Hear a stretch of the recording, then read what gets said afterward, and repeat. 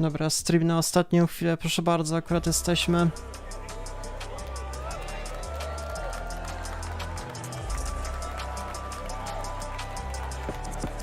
Więc tak, powtarzając, bo tam miałem jakiś problem jeszcze z czatem, będziemy teraz oglądali właśnie Summer Game Fest. Jak sobie wiecie, całkiem spore wydarzenie. Potem za jakąś godzinę albo półtorej będzie kolejne jeszcze wydarzenie Devs of Play, coś w tym stylu. Będą gry indie przedstawione. No i potem o 24:00 Devolver Digital. Więc możliwe, że do pierwszej w nocy będzie nawet stream, zobaczymy. We are in person, and today we've got a look at what's next in video games for you. We are live here in Los Angeles at YouTube Theater, and it feels so good to be in person with a live fan audience for the first time ever. Welcome, everybody.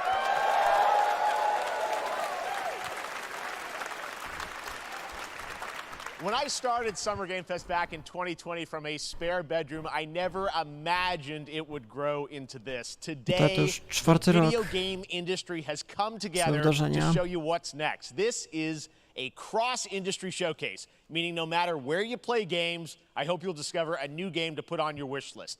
The landscape of video game events has certainly changed over the past few years, but one thing hasn't. There are a lot of great games in development, and our singular goal today is to get you excited about the future. In just a few minutes, we'll see the first extended gameplay of Mortal Kombat 1. Czyli od Mortal Kombat zaczniemy. No właśnie miał być gameplay przedstawiony. Alan Wake 2, the reveal of Fortnite's next season, and yes, we do have a very special grand finale that you're not going to want to miss. That's all I'll say right now. But let's get right to the games and gameplay. The first reveal is something you're not expecting, which makes it that much more exciting. Here we go.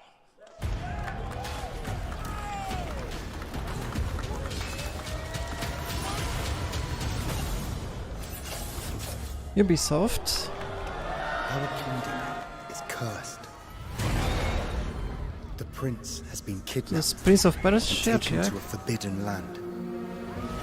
All hope rests with us, the immortals, to rescue him and save the empire. But we weren't prepared for what was coming next.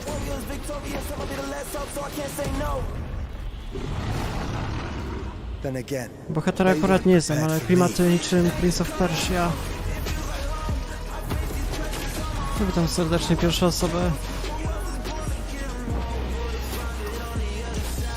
No, pierwsze Prince of Persia właśnie był w widoku 2D, jak mnie pamięć nie myli. To było tak dawno temu.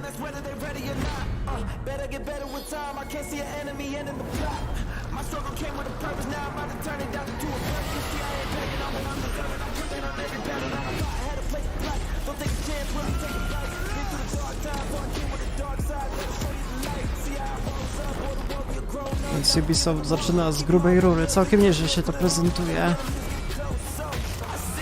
Czym jakaś, nie wiem, Metroidvania może? Miał wysoki poziom trudności nawet.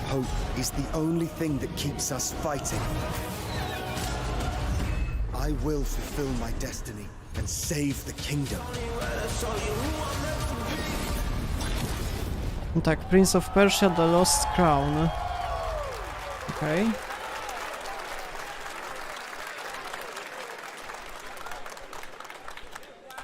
There's a little surprise. Prince of Persia: The Lost Crown is coming in January 2024, a brand new action-adventure platformer in the iconic series with deep combat, some huge boss fights. Tam miał być jeszcze jakiś remake Prince of Persia, ale nie wiem, co się z tym stało. On the legendary franchise. You'll be able to see more at Ubisoft Forward, streaming on Monday as part of Summer Game Fest. No dobrze się prezentuje. Let's move along to another iconic video game franchise that just celebrated 30 years. That's right. It's time for Mortal Kombat 1. I to będzie dłuższy gameplay. Couldn't keep you waiting on this one. It has been 4 years since MK11, and ever since, Ed Boon and the team at NetherRealm have been hard at work on the most ambitious MK yet that reboots the series into a new era timeline. and it's coming this September. Everyone has been asking, what does it look like? Who's on the roster? How do the new cameo fighters work? Well, now it is time for combat. No spoilers, Nie jest but przypadkiem this zbyt video cicho, dobrze is się literally prezentuje wszystko insane. chyba, tak? Here is an extended first look at the story, gameplay, and yes, of course, the fatalities of Mortal Tak jest. Kombat 1. Let's do Family it! friendly content. No do tej pory mieliśmy tylko i wyłącznie kinowy zwiastun. Teraz pierwszy gameplay, tak?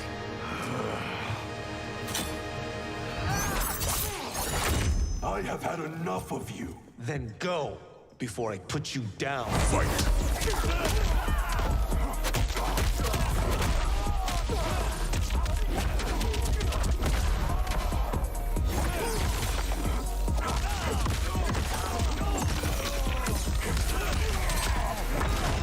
Today, you have proven worthy Te of liczne joining us. cutscenki, tak to zazwyczaj wyglądało w Mortal Kombat. What do you want? Sento, it's my family blade. Sento's mine, and I won't give it up without a fight. Jak cutscenki bardzo dobrze wyglądają.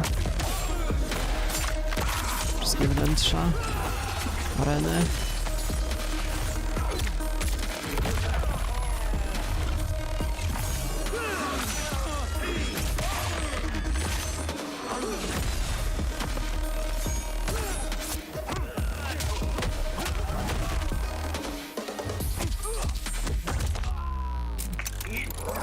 Enough!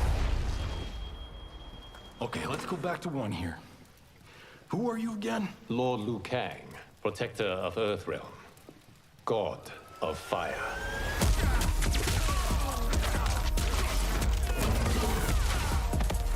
To jest jakaś ważna postać właśnie w tym białym stroju. Jakąś chyba specjalną wersję trzeba było kupić, żeby mieć tą postać, już nie pamiętam, chyba w wersji deluxe. Dziwnie to wyglądało. You have skills, Raiden, but you're inexperienced. Whatever experience I lack, I make up for in heart.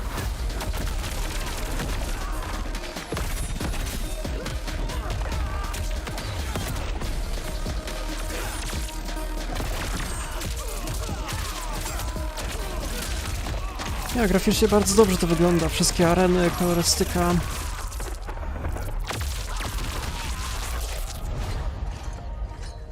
If your disease becomes known, you will be banished. I only want what's best for you. Or do you secretly covet my throne?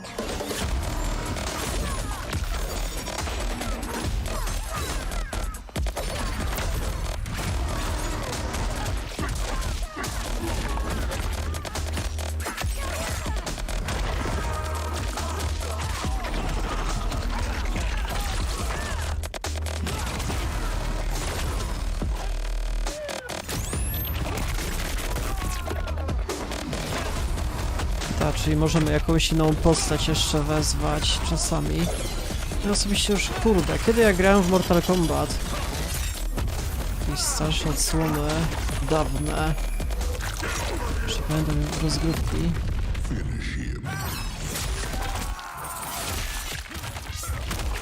No i tak, typowe fatality.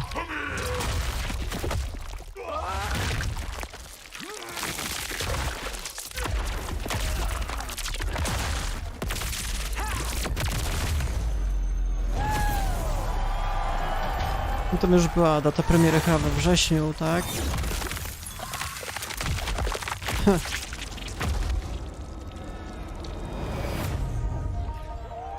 Gdzie to jest września, no tak. A no tak, jeżeli tam zrobimy preorder, to mamy innego bohatera. I mean, that was pretty good, right, guys? Now, I'm sure you have many questions about what we just saw, and to tell you more, I am so honored to welcome to Summer Game Fest one of our industry's greatest creators, a man who has been loyal to the same franchise and fan base for more than 3 decades. Please join me in welcoming to Summer Game Fest the creator of Mortal Kombat, Ed Boon!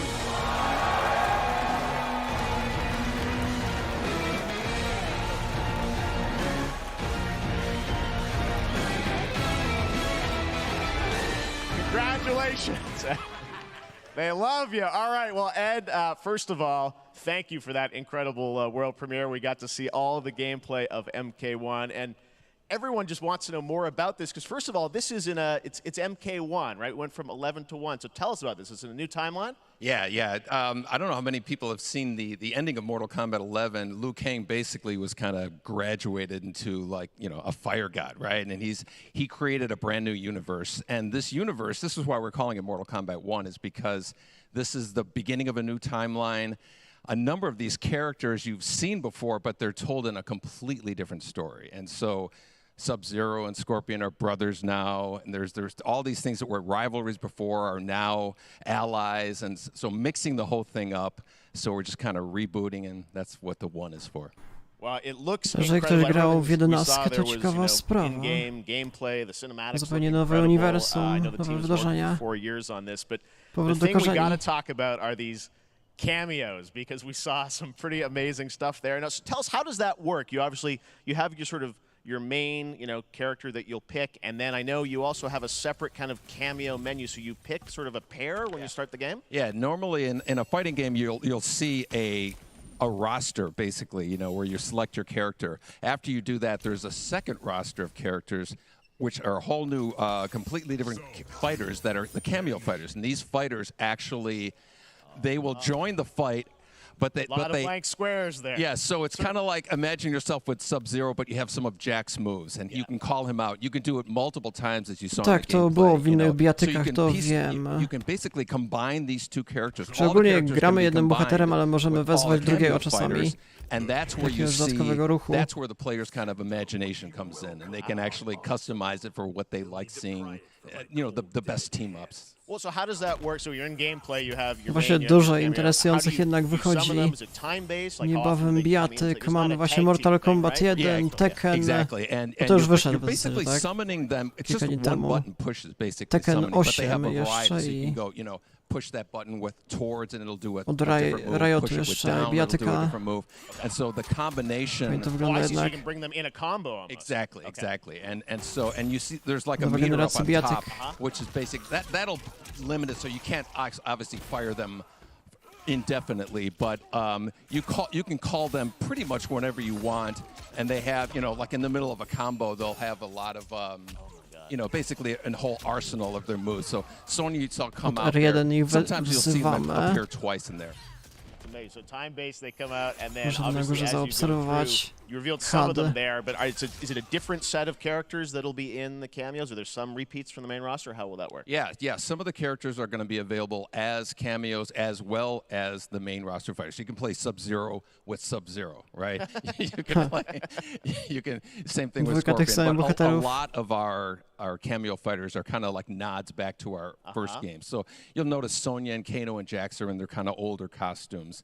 And so there's a lot of that novelty. We have a lot of like really surprise ones. I think you guys saw Goro. Yes, Goro was in there. Yes, Yeah. exactly. So there's a lot of like kind of really digging into the old Mortal Kombat games as far as getting, we really love the novelty of it. We really want the cameo characters to feel, kind of nod to the old games.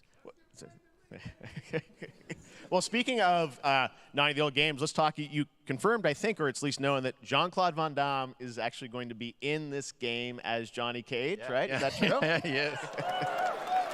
People don't know the story. I mean, Bloodsport was such an inspiration for Mortal Kombat, so he finally is now part of it? It's a huge first full circle moment. The first Mortal Kombat game, we originally wanted to be Van Damme, the video game, and that never really worked out. So I can't tell you how many times over the last 30 years we've tried to get him. We were this close, like 4 or 5 times. And so finally we got him, and he's doing the voices too. Wow. So you're going to hear Jean-Claude, Dobra, to his spore voice wydarzenie doing dla Johnny twórców i Cage dla lines graczy and stuff pewnie. like that. We're really excited about it. Wow. Well, I know the team has been working so hard in Chicago to build this through COVID, and it's coming out in September, so we don't have to wait long, right? That's right. This Teraz has been powinien a jeszcze very wbić ten difficult Jean-Claude Van Damme, jak Keanu secret Reeves. to keep over the last 4 years. Na E3 jednym było. But we could not be more excited in terms of getting players' hands on it. And throughout the summer, we're going to be showing a lot more content, a lot more characters, a lot more cameo characters. So there's a lot of reveals that are coming up. Amazing. Well, Ed, thank you so much for giving us the first look at MK1. As you said, this weekend people will be playing it, press and media, so we'll be seeing lots more coverage, lots more characters to reveal on the main roster and cameos. Ed Boon, thank you so much. First look at Mortal Kombat. Awesome. Thanks so much. Amazing. So excited about that one. All right. Next up, it's been a fun couple weeks for action RPG fans with the release of Diablo 4, which is truly fantastic. Another big and anticipated ARPG is Path of Exile 2 from Grinding Gear Games, who have faithfully been updating and patching the original PoE since its release in 2013. We haven't seen anything on the sequel in over 2 years, but that changes right now. Here is your first look at a raw gameplay capture from Path of Exile 2, a sequel that pushes the engine and gameplay to a new level. To jest gra bardzo podobna właśnie do Diablo, jeżeli nie wiecie, tylko chyba w modelu free to play. Patrzcie, jak wygląda. Ja nie grałem w jedynkę niestety. No, w dwójkę może spróbuję. Graficznie nieźle wygląda. Chociaż na streamie dużo nie widać, niestety. Trzeba będzie później zobaczyć. Ta gra była już zapowiadana, że ma wyjść już od kilku lat. Jakieś tam update'y. Nie wiem, czy nawet w wersji beta tego nie ma obecnie.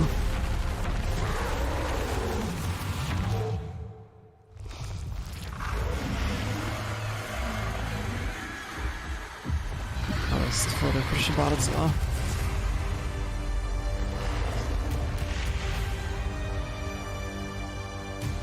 Że datę premiery 28 lipca. Last week marked the release of Street Fighter 6, a game we featured last year at Taka Summer Game ostateczna Fest. premiera, tak? Well, Okay. the team at Capcom has an important update to share with you right now.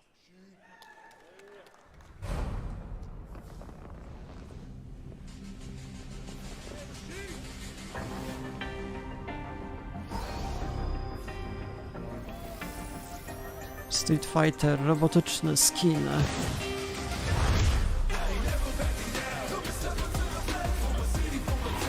I am the Advanced Artificial Intelligence, Leviathan. Welcome to Bigitoa Island.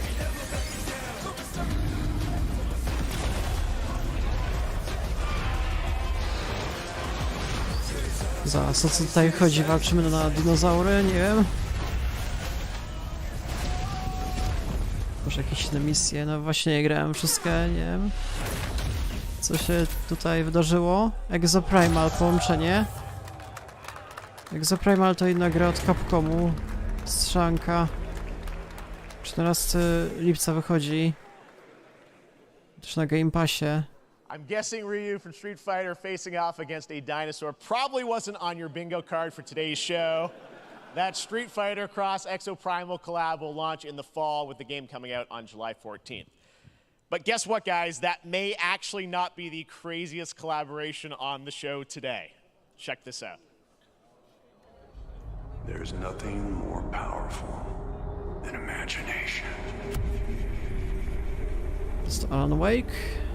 We can shape the fabric of reality, transforming everything you may think you know. No ten, Nicolas Cage, tak? My Daylight. To już było chyba jakkolwiek zapowiadane, nie pamiętam. That's Są right. przecieki były. Nicolas Cage is coming to Dead by Daylight in July. I mean, I don't know how these things happen, but I figured the easiest way to find out is probably to go right to the source.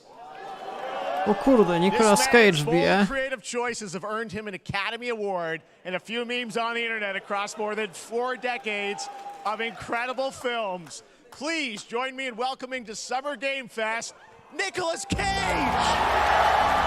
Tak jest. Kto by się spodziewał, że go dzisiaj zobaczymy.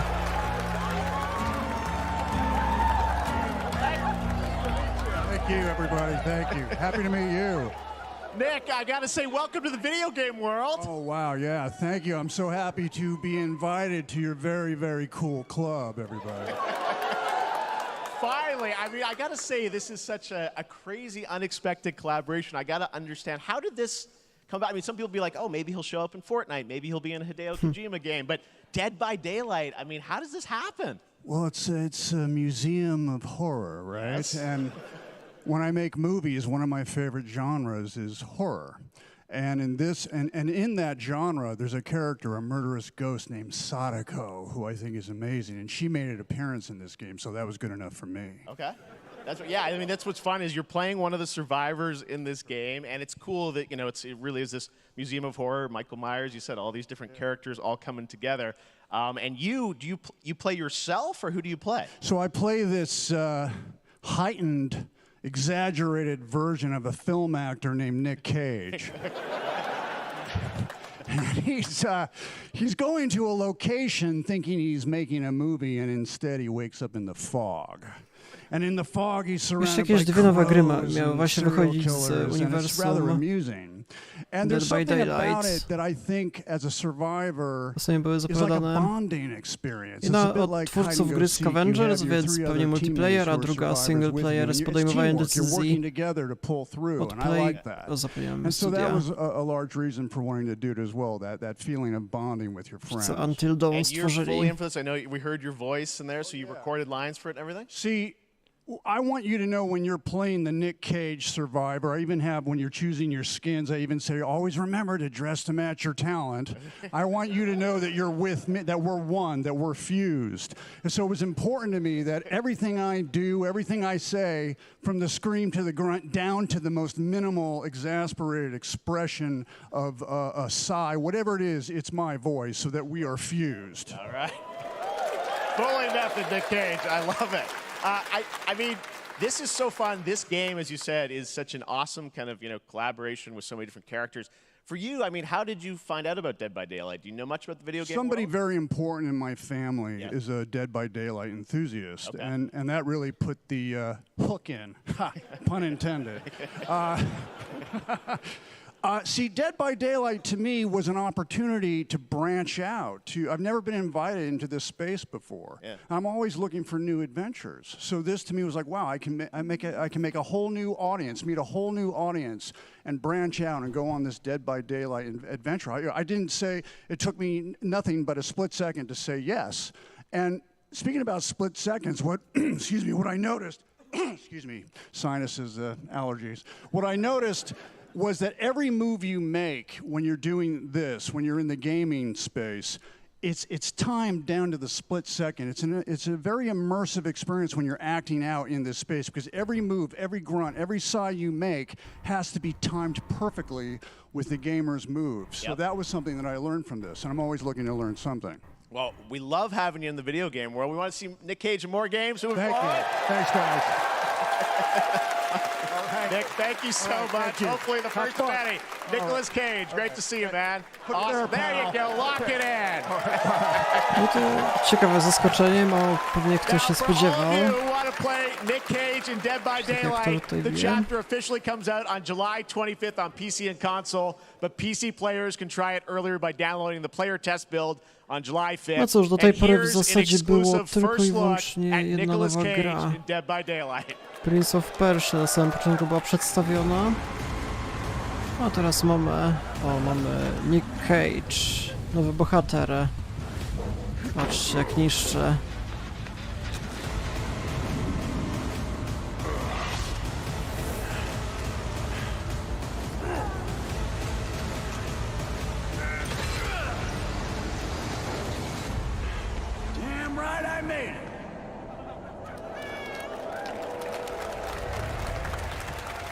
Już niedługo będzie premiera tego. Anything goes here at Summer Game Fest. All right, thank you very much, Nick. Now, lately we've been seeing an incredible number of video game adaptations, but back in 2019, The Witcher on Netflix, inspired by the Witcher book series, showed the potential of well-done adaptations, and later this month, Season 3, Volume 1 arrives, and now it's time for the world premiere of the trailer, introduced by Henry Cavill and the cast. Raczej Wiedźmin, tak? Trzeci sezon. Ja osobiście nie oglądałem, kurde.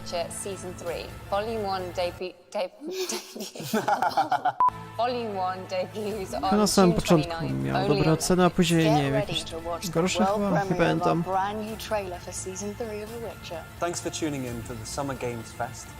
Nie wiem, czy oglądaliście, czy warto.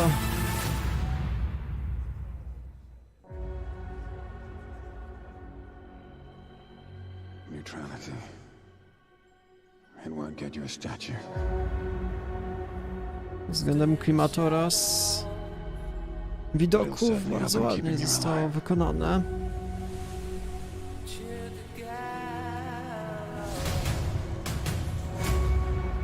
I won't abandon Siri.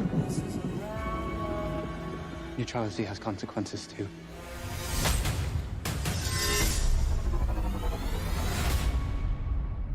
You're right. Right. Well, that's deeply worrying.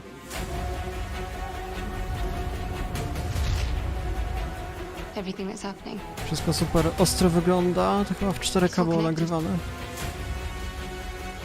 And she's at the center of it. To jest standard w sumie teraz. If war is coming, there is no hiding her from it. You sure about this? Are you?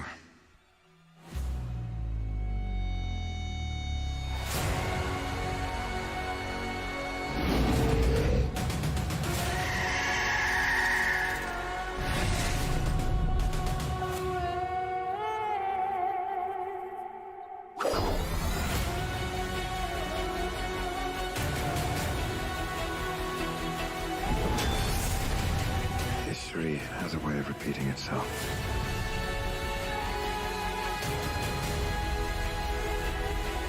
The dangers we've seen foretell an even more menacing future.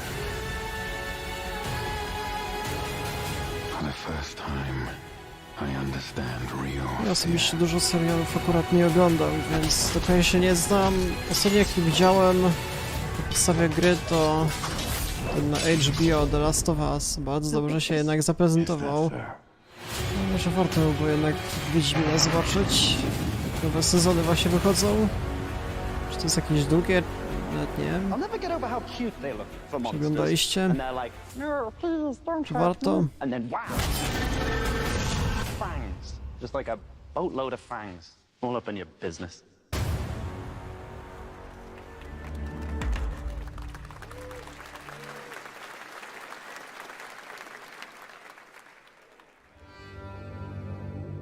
Epic Games. Co to może być? Zaraz, to polski deweloper od twórców Zaginięcia i Fana Cartera, czyli studio The Astronauts, czyli Witchfire. Może data premiery będzie. Zobaczmy.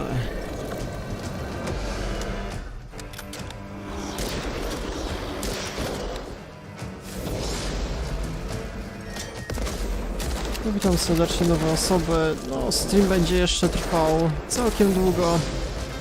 Teraz jest jedno wydarzenie. Potem jeszcze będą dwa kolejne i chyba aż mniej więcej do 1:00 w nocy. Patrzę z jakimiś przerwami, raczej nie będę bez przerwy siedział. Ale teraz bez wątpienia warto zobaczyć. Early Access 20 września. Okej. Dobra, to jest fajna sprawa. Właśnie miało być w tym roku. Witchfire miał być przedstawiony. Dobra, to z kolei co to się dzieje? Jakaś gra na wirtualną rzeczywistość chyba.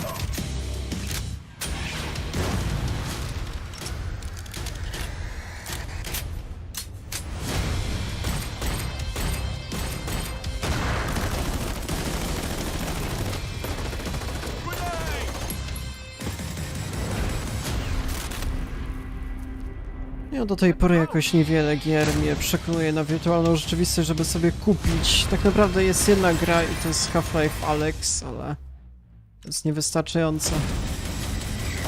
A, czyli Crossfire, coś tam rzeczywiście miało wyjść. z wirtualną rzeczywistością, więc proszę bardzo. Sierra Squad.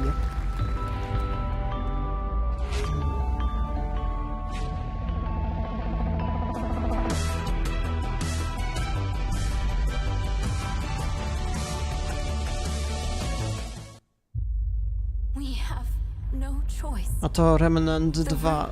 Strzanka z trzeciej osoby.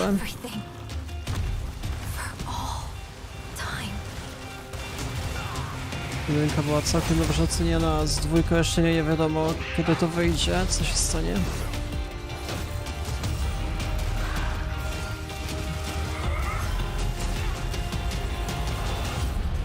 No turning back after this. You sure?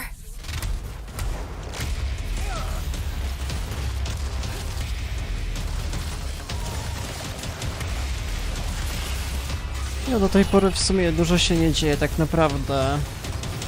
Jedyna nowa zapowiedź to Prince of Persia właśnie 2D. Jakaś nowa na samym początku była. A tak to jakieś potwierdzenia oraz zapowiedzi, no nowe zwiastuny gier, które już były wcześniej zapowiadane. Jakieś potwierdzenia, że na przykład Witchfire kiedyś wyjdzie, Path of Exile. Z Nicolasem Cage'em również było. Ale mało nowych gier do tej pory.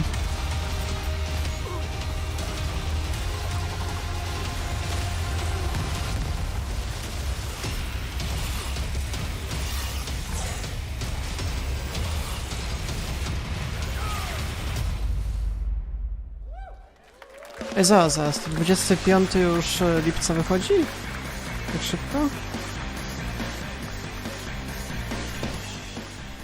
All right, we have much more Summer Game Fest to come, including a first look at the gameplay of Alan Wake 2, the world premiere of the new season of Fortnite, Call of Duty Season 4, and maybe a few more surprises for you.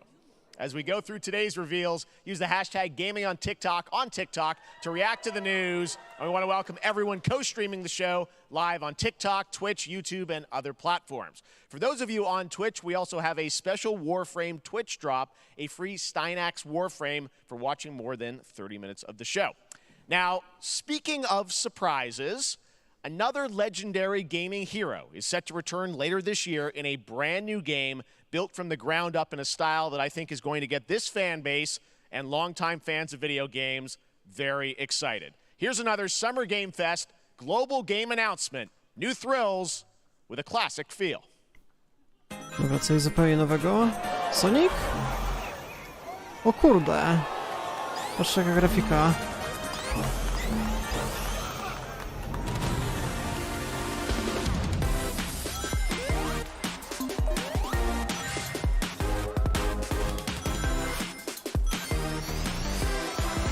Nowa wersja typowego Sonika. To co nie wychodził 3D na przykład Open World, a to coś bardziej standardowego. Okej. Dawno chyba nie wychodziło nic podobnego.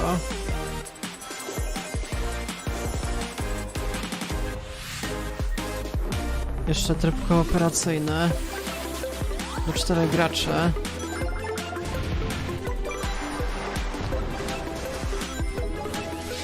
Nie, dobrze to wygląda. Jakieś różne tryby, jeszcze co to jest? Różne umiejętności. Bieganie po ścianach, kurde, patrzcie na to. To może mieć potencjał? Zaraz, to po części także 3D jest.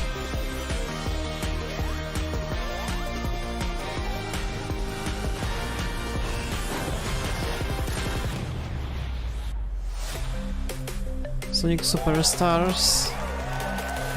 Okej, wychodzi na wszystko. No to jest coś zupełnie nowego, tak? Jesień 2023. Dobra, fajna zapowiedź.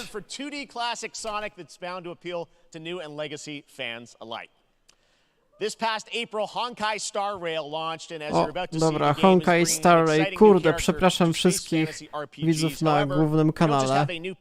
Jest tyle po prostu serii, nie nadążam z nimi wszystkimi. Bo teraz nowy patch 1.1 wyszedł, ale Ja nie zdążyłem jeszcze głównej historii nawet wygrać, więc nie wiem co tam się dzieje.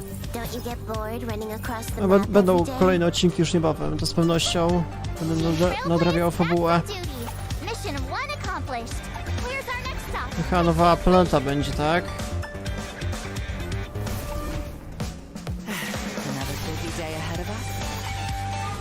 Za dużo gier wychodzi. Teraz nagrywam jeszcze Diablo, Zelda, Star Warsy. Zaraz kolejne premiery. Więc jeżeli chodzi o główny kanał, nie wiem, będą teraz po jakieś 4 odcinki dziennie. Zapewne. Jeszcze nowy bohaterowy tutaj, proszę bardzo.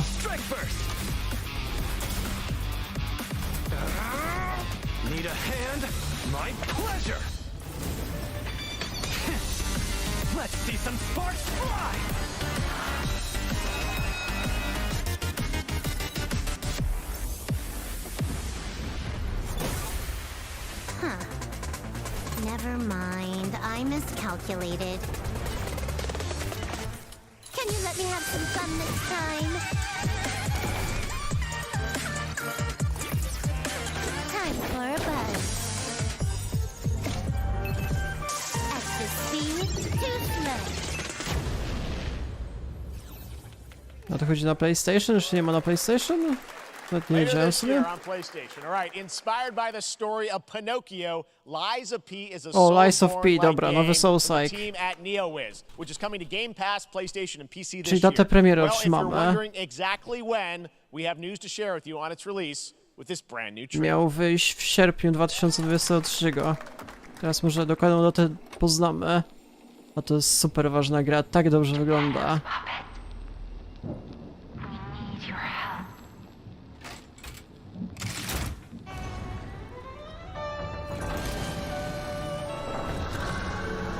Ten klimat, kurde.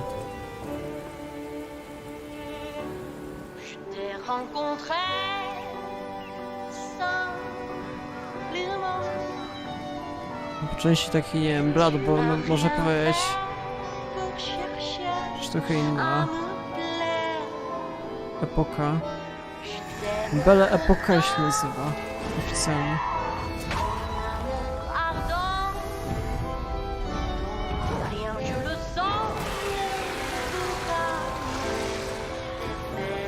Mam nadzieję, że nie przesuną jakoś na późniejszy okres.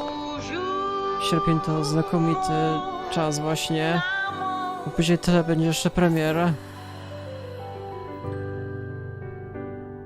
Jakoś początek sierpnia idealnie by było. No koniec sierpnia już gorzej. A później tam Starfield wychodzi inne gry. Jakiś Baldur's Gate.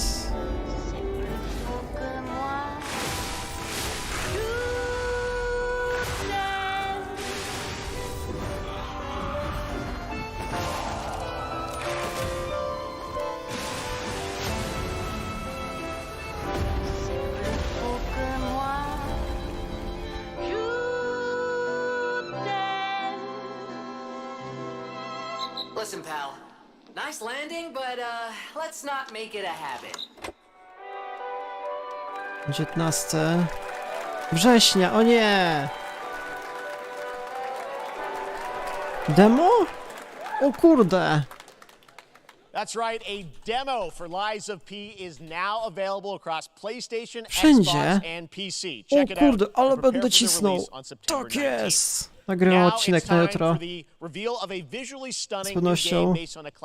Manga with a story and world created by one of the most celebrated anime artists of all time. This is one of those games that I feel lucky we get to reveal for the first time here at Summer Game Fest. And I think you'll be pretty hyped once you see the gameplay, all built in Unreal Engine 5. Here we go.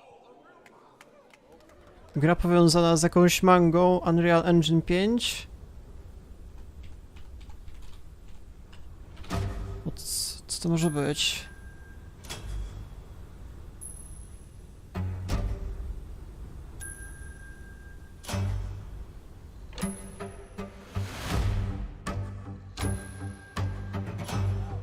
No to tego nie znam. To jest Dragon Ball czy co?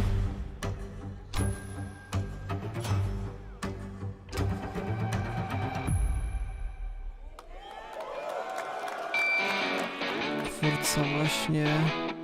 Dragon Ball, ale nie, ja osobiście się nie znam na Dragon Ballu, wiele wam tutaj nie powiem. Tych bohaterów zupełnie nie kojarzę. Tylko, że od twórców Dragon Balla, od twórcy, ale jakaś inna jeszcze manga, tak?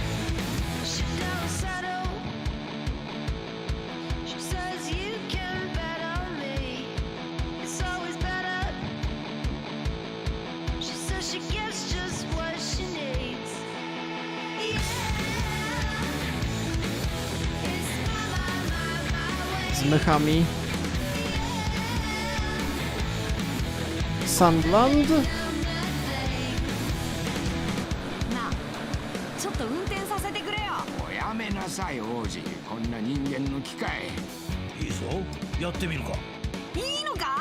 Od Bandai Namco, okej, to może być dobra gra w takim razie, a nie wiadomo kiedy wyjdzie.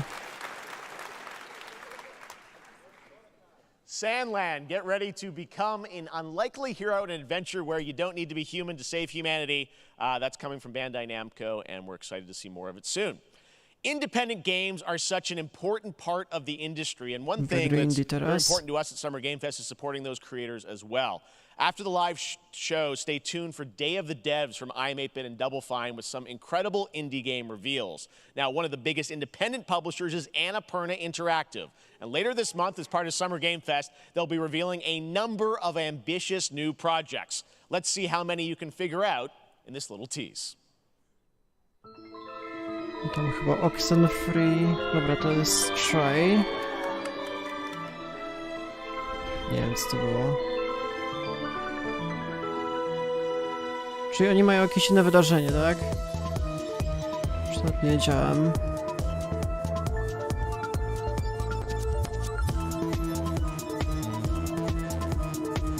Cocoon, inna gra jeszcze. Już kojarzę.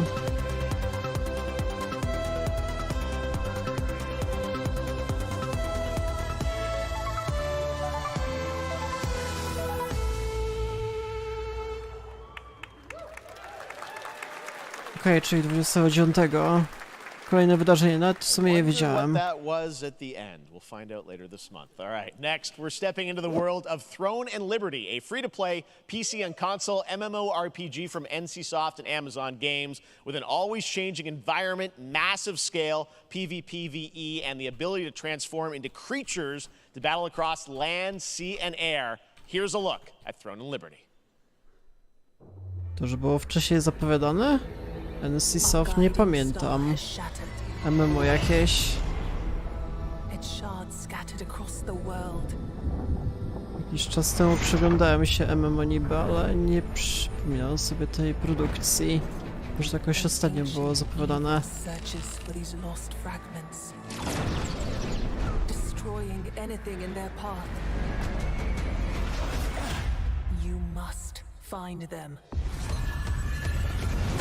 Harness their power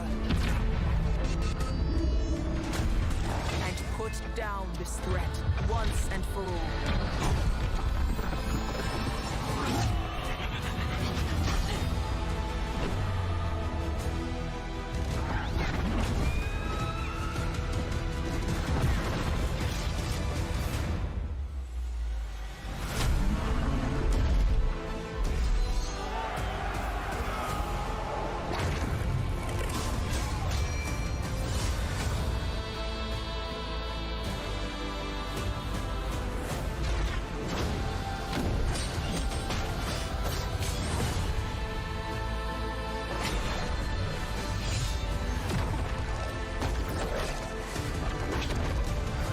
Możemy się także w zwierzęta zmieniać. No, jeżeli chodzi o wizję świata, ładnie to wygląda.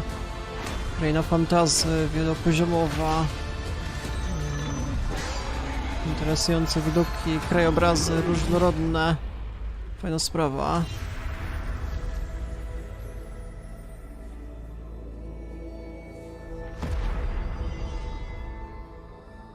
Można się zapisywać do testów. Looks great. I also want to say hello to everybody watching on Steam right now. I'm sorry we don't have any free Steam Decks for you right now, but on June 19th, Steam Next Fest does return, giving fans a chance to try out hundreds of new in-development games. One of them is the free-to-play medieval fantasy sword-fighting game Warhaven from Nexon, which lets you transform into supernatural immortals. Here's a new look.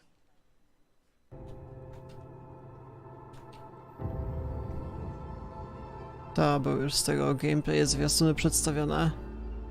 To fajna sprawa, że właśnie 19 czerwca będzie wydarzenie Steam Next Fest, będą setki dem do wypróbowania, więc z pewnością nagram kilka materiałów z nadchodzących gier.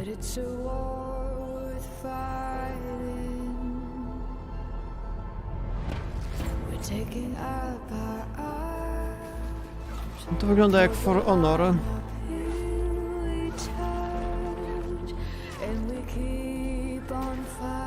Albo Chivalry, jeszcze taka gra była, ale to z pierwszej osoby. Też multiplayer.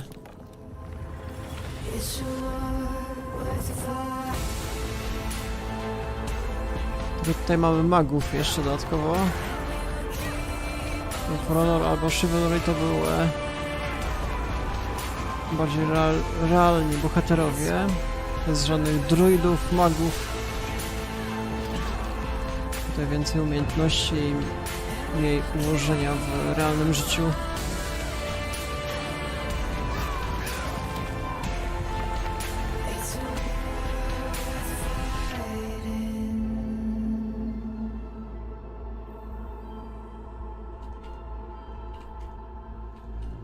Dobra, mamy z tyłu jakąś datę premiery, czy co? Jesień 2023 i będzie beta.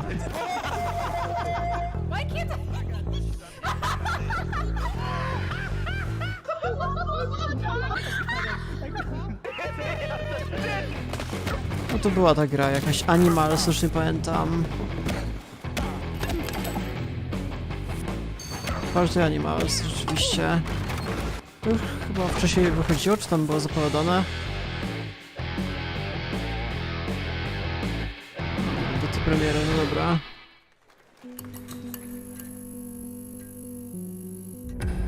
Pilgrims, summer is coming, and with it, a lot of cool stuff will make its way to Dying Light to stay human. Get ready for darker, more dangerous nights and roaming volatiles, complete with improved parkour, rolling out with the next update in June. Then, right after that, we'll kick off an event season like you have never seen before. Trust me, for one of them you will want to get your butt barbed wired. Very soon, you will get the deadliest summers to date. Dodatkowo tam chyba DLC w miarę za darmo. Oj, co się dzieje? Wow. To nie z moim internetem. Nie miałem ładowania. Mi się coś popsuło.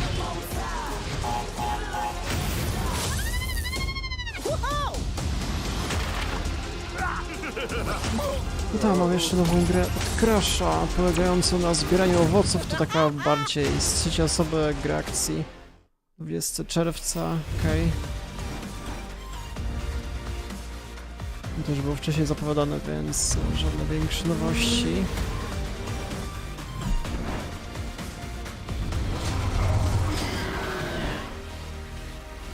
No kurde, do tej pory jakoś wydarzenie nie jest super rewelacyjne, muszę w tym miejscu przyznać. Jeżeli chodzi o całkowicie nowe gry, to były Z3 może, albo no 3 gry nowe były. Więc dużo nie ma. No, zobaczymy. Może końcówka będzie mocniejsza. Może pokażą Elden Ring DLC. Summer Game Fest isn't that great, by the way. Crash Team Rumble is going to feature playable Ripperoo and Engine, Neo Cortex's right-hand guy in Season 1. Now, it's time to change the topic and descend into madness. Joining me is a guy who was last on stage at the Game Awards 2021 to announce Alan Wake 2. He's come all the way from Finland. Please welcome from Remedy, Sam Lake. Dobra, czyli będzie Alan Wake 2 gameplay przedstawiony. Okej, to jest fajna sprawa. Good to see you. Looking dapper as always. Thank you. Thank you. Well, we are so excited because when you announced Alan Wake 2 at the Game Awards, you said 2023. We are in 2023. It's coming this October, and we are so excited about this, Sam. I know it's been a long time coming for fans and for you. 13 years since the first Alan Wake. So tell us a bit about what can we expect in the sequel. It's been quite a journey, yes. Yeah. Alan Wake 2 is Remedy's first survival horror game. We have 2 playable characters. It's a 50-50 split between them. They are on their own separate terrifying journeys through 2 different worlds, and yet it's all connected. And the player gets to switch between them at given points in the story as they choose. Okej, możemy zmieniać w dowolnym momencie, znaczy w wielu momentach, nie w każdym, między bohaterami. Wcześniej mieliśmy oczywiście Alan Wake'a, teraz mamy nową bohaterkę That's a good question to z ask going FBI. into this. So yes, we have Alan Wake, our title character, of course, trying to escape from the nightmare dimension of the dark place. And then we have Saga, our new hero, FBI agent, coming to the Pacific Northwest small town of Bright Falls, together with her partner, Alex Casey. Okay. So and they're somehow linked in some way, right? They are coming to investigate a series of ritualistic murders. Okay. And very quickly, the investigation turns into a nightmare when they discover pages of a horror story, maybe written by a certain missing writer. By the initials AEW. And this horror story starts to come true around them. Interesting. So obviously it's, Alan is still going to be playable in the game. You're going to experience his journey, but Saga, this is sort of new character, and there is that sort of link. Tell us a bit about, you said split 50-50. Do they have separate missions? Because I think you can play them in sort of different sequences or orders if you want, right? Yeah, we go into the experience playing as Saga. Okay. And it's a sequel, but it's also a standalone experience. We are not expecting everybody to do homework if they have not played the original game. Yeah. This can be enjoyed as is. Saga doesn't know anything about the lore, about the supernatural in this world. Tak, twórcy spowiadali, że nie trzeba będzie znać fabuły z jedynki. Od razu będzie można w dwójkę zagrać. And then we open up the experience so that you can hop to play Alan Wake in the dark place as he's trying to find his way out, and you can keep on playing as Saga in the Pacific Northwest as the investigation goes on. And you are free to switch between them. There are a lot of connection points in many surprising ways, but there is no ciekawe wybory, jeżeli chodzi o rozgrywkę. Można zmieniać pomiędzy bohaterami. Tak jak w Spider-Manie 2. Też tak było przedstawione do gameplayu. Telling challenging, interesting narratives in unique ways. I mean, Remedy's always been Między dwoma Spider-Manami. Can't wait to see how these stories intertwine, I'm sure, throughout the experience. Today, though, I know you brought with you some gameplay of Saga's adventure. We're just going to see a raw segment of the game, right? Yeah, raw gameplay for the first time ever. This is early on from the experience. They're hyped, Sam. They're ready for it. Oczywiście był zwiastun z elementami gameplayu, ale teraz dłuższy gameplay powinien Supernatural być. forces of darkness have brought the murder victim, in this case, back to life as a monster. And Saga is outside Bright Falls at Cauldron Lake, trying to find him and stop him.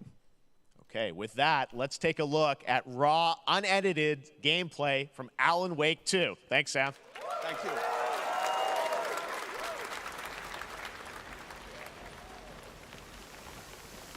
No kurde, wygląda trochę podobnie już do Resident Evil, jeżeli chodzi o ułożenie kamery oraz klimat.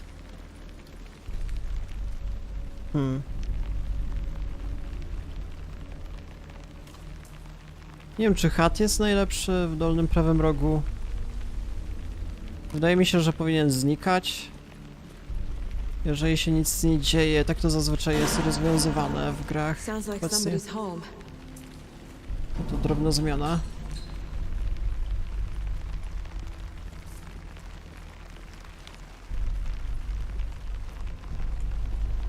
Klimat bardzo dobrze wygląda. Graficznie wszystkie efekty, cały las się dosłownie porusza w wietrze. Trzeba będzie to zobaczyć jeszcze później, nie na streamie. Widać, że gra ma potencjał graficzny. A to już widziałem na krótkim zwiastunie. Właśnie ten fragment.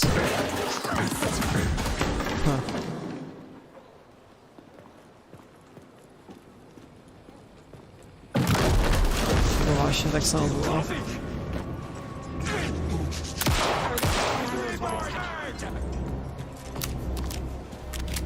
Ale otoczenie jak się prezentuje ładnie.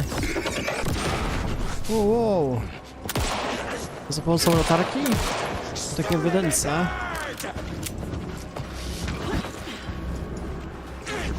Kurde, uniki bardzo ładnie się prezentują również.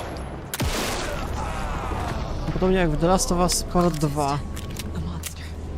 Dobre animacje bardzo.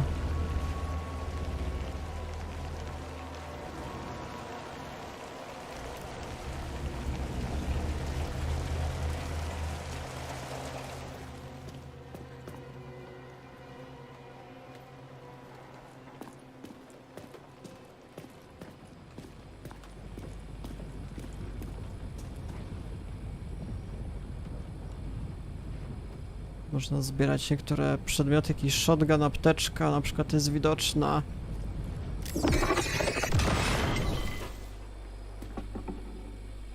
Serce.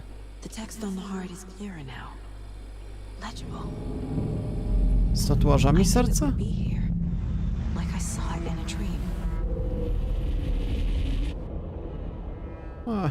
No dużo nie otrzymaliśmy. W sumie. Killer left a message. It's for us. We were all trapped in a horror story. No to znowu ten zwiastun, który wcześniej był przedstawiony, jest pokazywany. Ja to dużo nie otrzymaliśmy. Bardzo krótki gameplay w sumie. Dobra, fajna sprawa. Coś tam pokazali. Ja myślę, że jeszcze za 2 minuty przynajmniej by było. Now let's get a first look at the co-op campaign of Warhammer Space Marine 2 from Saber and Focus. We're facing a Tyranid splinter fleet. They engaged us on 2 planets, Avarax and Kadaku. Nowy Warhammer jeszcze wychodzi od Saber, okej. Też był wcześniej zapowiadany. To jest 3 osoby Reakcji. Czy ona była na 2023 zapowiadana? Nie pamiętam. No tak. Też dobrze wygląda. Wiele wrogów na ekranie jednocześnie.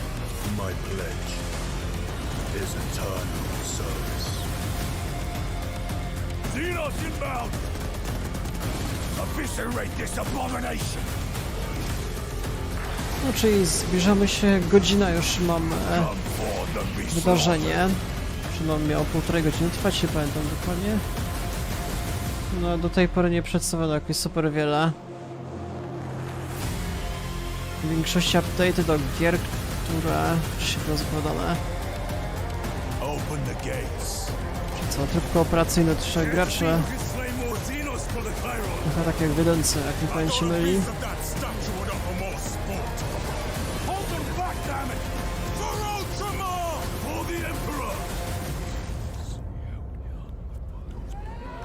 Ta zima. Ale ta zima to oznacza, że od grudnia 2023 do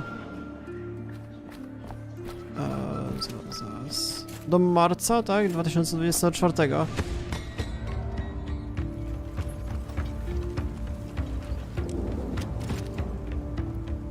Więc nawet w przyszłym roku może wyjść dalej.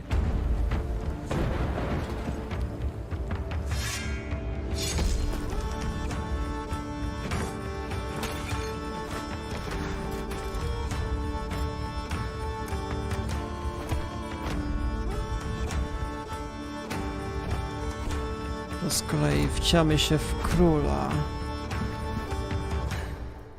Gra pixel art.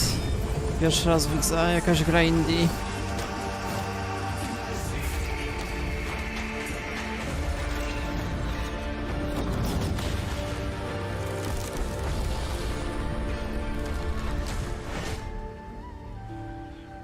Yes, Your Grace.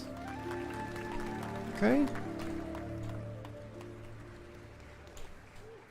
Beautiful indie game, yes, Your Grace, Snowfall. Now it is time for another global game announcement, and this one comes from the minds of Saber Interactive, Focus Entertainment, and yes, horror master John Carpenter. It's a brand new world, a brand new story, and looks like a heck of a lot of fun. Check this out. Focus Entertainment, Saber. Jakieś horrory tam tworzyli.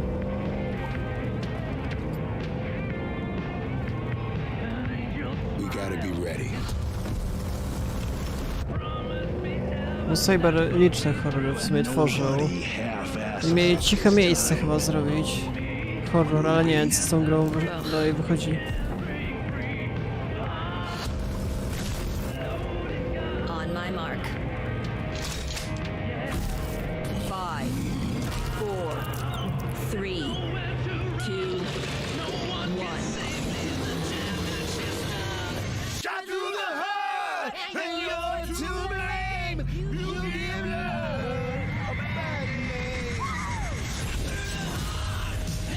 John Carpenter Toxic X. A to z pierwszej osoby, okej. Wykonywali liczne w sumie strzelanki. World War Z na przykład, albo coś tam jeszcze później. Evil Dead The Game tworzyli, ale to było słabe moim zdaniem. Ale World War Z był dobry.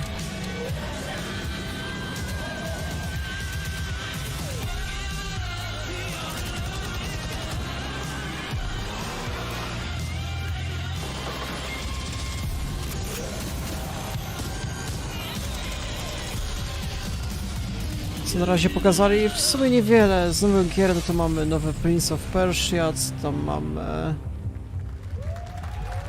Sonic, jakiś Superstars nowy. More unexpected collaboration. Sean Carpenter Sunderland? and Saber with Toxic Commando. That looks Gra jakaś manga, anime. those zombies made it?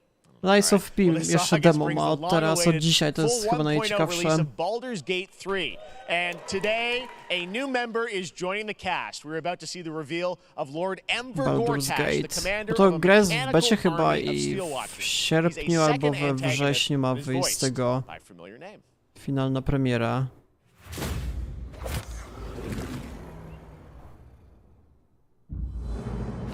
Enver Gortash, swearest thou by Balduran's blade to defend the citizens of Baldur's Gate from enemies within and without?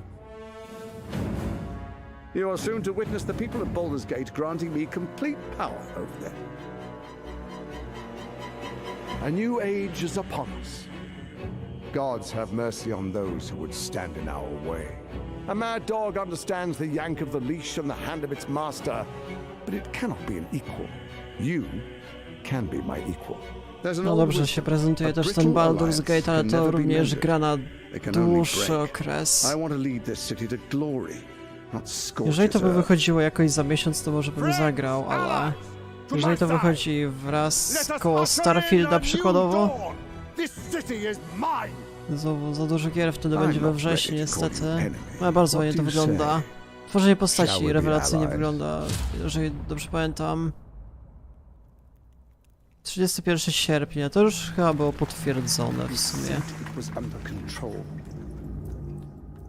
It isn't you I answer to, Gortash.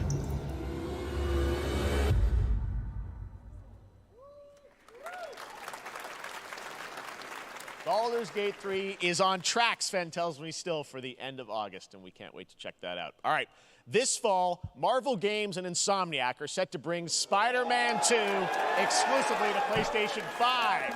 Sounds like you guys are a little hyped, so to tell us more Okay, is Brian Spider-Man. Intihar, game director at Insomniac. Brian, thanks for coming by. I know you guys are deep in development. First of Ostatnio all, był looks like dłuższy we have some, gameplay. fancy art behind Nie wiem, us. co możemy Is this teraz the box? otrzymać. This is the box art. This Okay. is, you know, Box art. here it is. I mean, it has 2 on the box for a reason because this game features 2 Spider-Men, so we're really excited about it. Absolutely. A no Peter właśnie, and kurde. Miles, we're so excited about this experience that you guys are doing with these sort of 2 characters. We saw some great gameplay at the PlayStation Showcase, but I want to talk about the 2 villains, I think, in the game. There may be more. There are more. There are more out there, I 2 promise. main ones, but we have some new art to show of, we obviously, Kraven, we got the reveal at the PlayStation event. So tell us a bit about him and how he factors in. So Kraven's very different from any character we've done. He's not, he's not powered by magic or, tech. He's just the best hunter in the world, and he's coming to New York for his greatest hunt. And what's better than all of the Marvel characters that live in New York City? So Peter, Miles, and others, he's on the hunt. And others, ... Yes, yes. But Venom also, obviously, Symbiote is a part of this whole story, as we saw in the gameplay. Oh, there you go. Good reaction to the art. I'm glad you're happy. I don't know how much you're going to To tell mamy us about koncept Venom. art, Is this, tak can you jest. tell, is this an Osborn Venom? Can you tell us Będzie what's the na origin film na of YouTube'a. Eddie Brock Venom? Or? It is not Eddie Brock. Okay. It is not Eddie Brock. Okay. Our goal was to tell an original story, something you haven't seen in the comics or the movies yet. Obviously, we love Venom for a reason. Yeah. All those things you love about the character are going to be there, but how the story plays out, who is Venom, you have to play the game to see how it goes. Really? Yeah. Wow. Okay. Kim jest Venom, That's się to a bit of a wiemy. tease. Now, obviously, the symbiote is a big part of the gameplay, and one of the things I think we were all struck with the footage that you showed at the PlayStation Showcase was, how that is going to really impact the gameplay when you're playing as, Peter. So tell us a bit about that and how, the gameplay is going to be dramatically different. Yeah, I mean, I think you saw it in just the raw power, the strength, and even the transformation of Peter's moves in that gameplay reveal. Yeah. We call him the acrobatic improviser, him and Miles, but you can tell there's a lot more strength, a lot more raw power, aggression, which you saw both in the moves and how Peter bardziej talks. agresywny So styl, it's not just rzeczywiście. what happens in gameplay, it's what happens, how the story plays out. Interesting. So how it affects him as well. Yeah, Go I mean, through the you story. saw some of that, and there's much more of that journey when you play the game. And I know the journey is also more expansive. You've got Queens, Brooklyn, so even more of sort of Yeah, city I mean, the racing, city right? is pretty much doubled in size. So it's Manhattan, Queens, Brooklyn, and Dwa razy then większe being able to miasto, use the web okej. links to traverse at speeds way faster than they were before is really awesome. Hugely ambitious game you guys have been building over the past few years. We saw at the PlayStation event, it said at the end, fall 2023, and I think we're like getting close to that. Are you guys feeling confident that you're gonna make it this fall? Jeff, I know you like exclusives. Yes. And I can promise you we are very confident what we're going to tell you right now. Oh. Yeah. Okay. Yeah. Let's take a look. O, może datę premiery otrzymamy.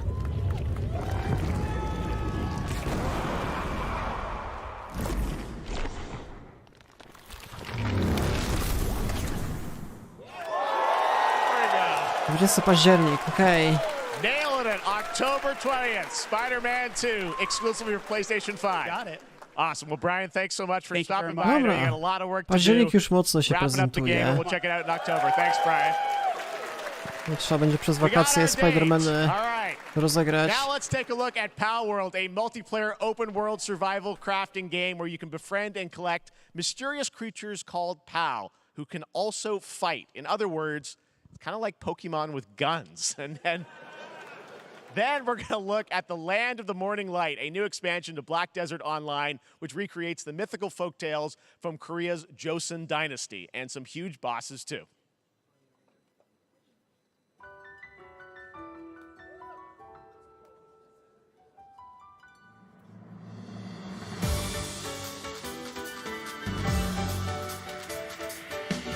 No to ten Palworld przedstawiają. Też było wcześniej chyba pokazywane, gra z trzeciej osoby, family friendly rozgrywka, proszę bardzo.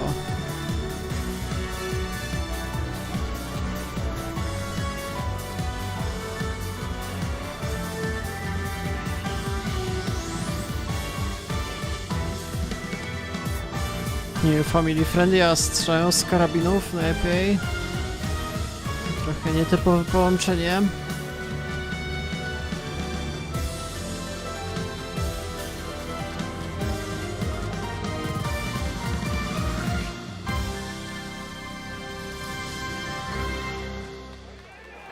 Wczesny dostęp, styczeń 2024. Pearl Abyss. Mieli kilka gier dobrych.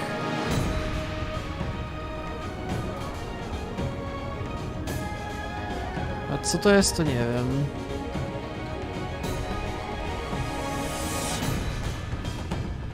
Coś zupełnie nowego. Pearl Abyss ma jakieś 4 gry w produkcji obecnie, chyba to jest już 4.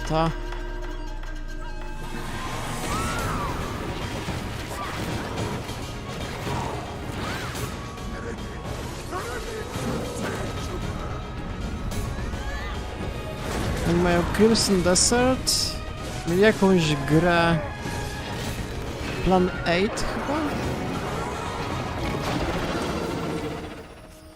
To jest 3. Co to w ogóle, jak się nazywa? Black Desert? Po co w ogóle? To jest Black Desert niby? No, zgubiłem się. Myślę, że to jakaś zupełnie nowa gra. Black Desert już wcześniej wychodził. Jakimś DLC. A dobra, nowa gra z Lord of the Rings. Przegramy krasnoludami.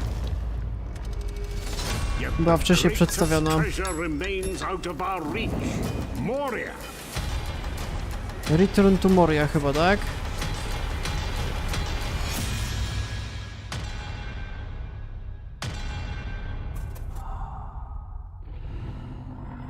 Władca Pierścieni zasługuje na jakieś dobre gry, a nie jakiś Lord of the Rings Gollum. Come, my fellow dwarves. Rally together. It's time we took back our home. No, potwierdzenie.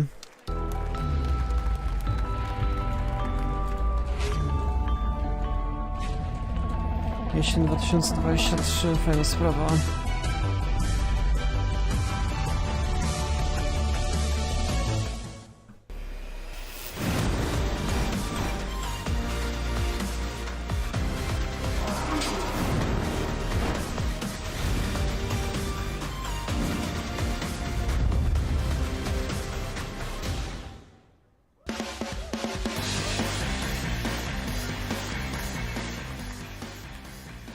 All right, now we're going to look at an exciting new mobile game from a legendary franchise. Final Fantasy? O kurde. A to gra mobilna. A właśnie miały być jakieś zapowiedzi, że Final Fantasy VII Rebirth być może. Czy może będzie na konferencji? To było super wielkie. Więc może to na razie przedsmak.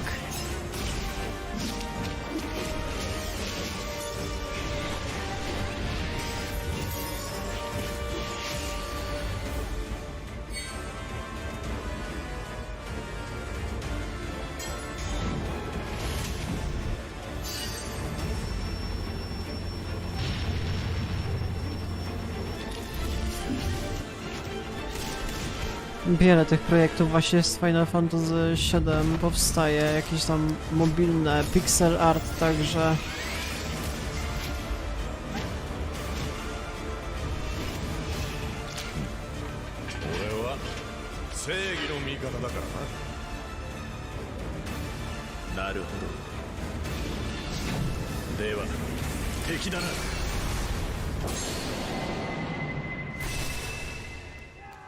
Ever Crisis.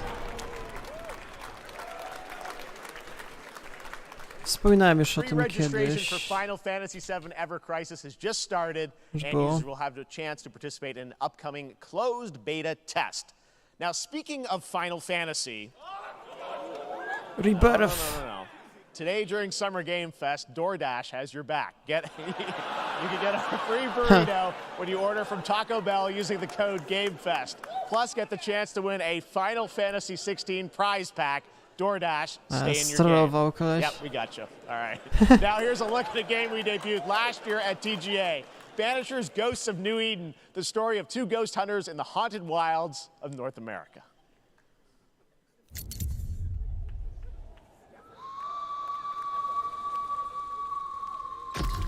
Life to the living, death to the dead.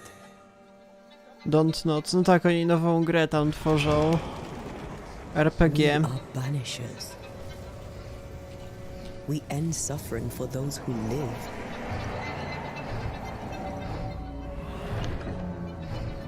We bring closure to those who don't.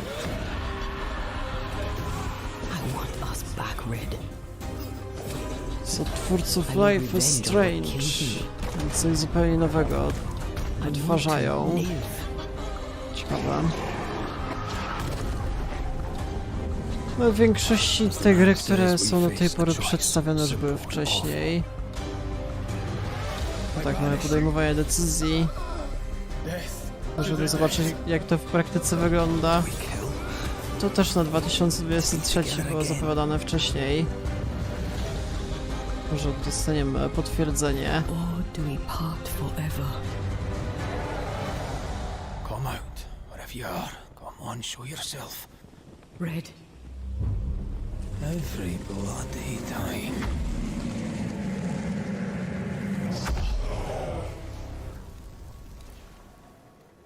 Pani Sheres.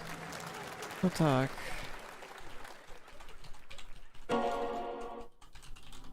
それで今回の指令はあなた好みの単純な力仕事です。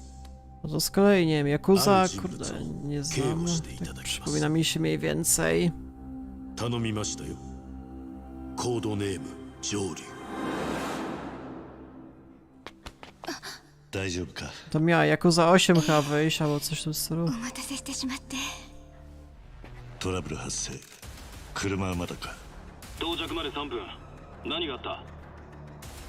お前らも今回り右すりゃ無事に帰れる。さもなきゃこれから起きることは全部お前らの選んだ結果だ。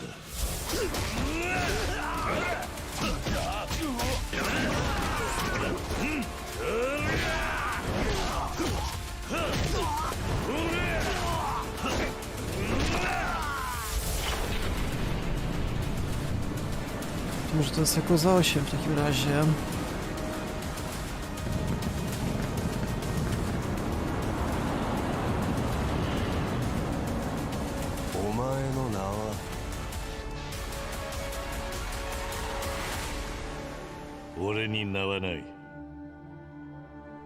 Bezimienny. Like a Dragon Gaiden, the man who erased his name.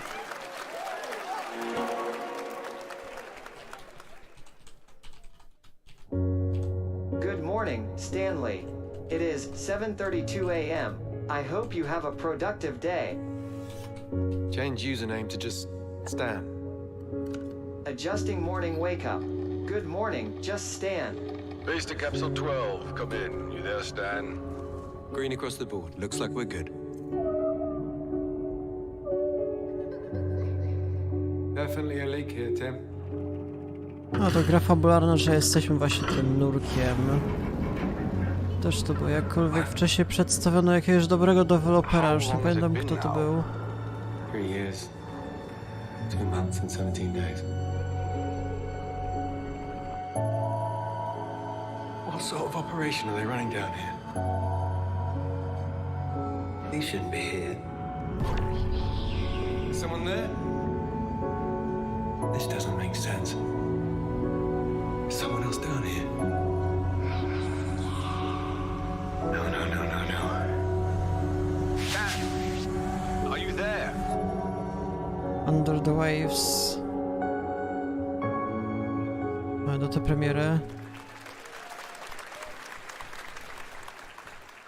It's a beautiful new game, Under the Waves, and today, incidentally, is World Ocean Day.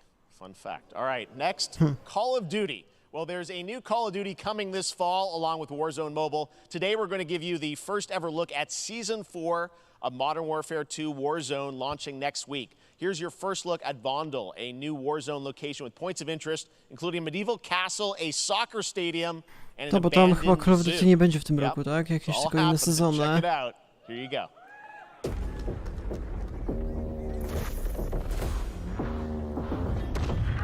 Ostatni Call of Duty jednak sporo kosztowało.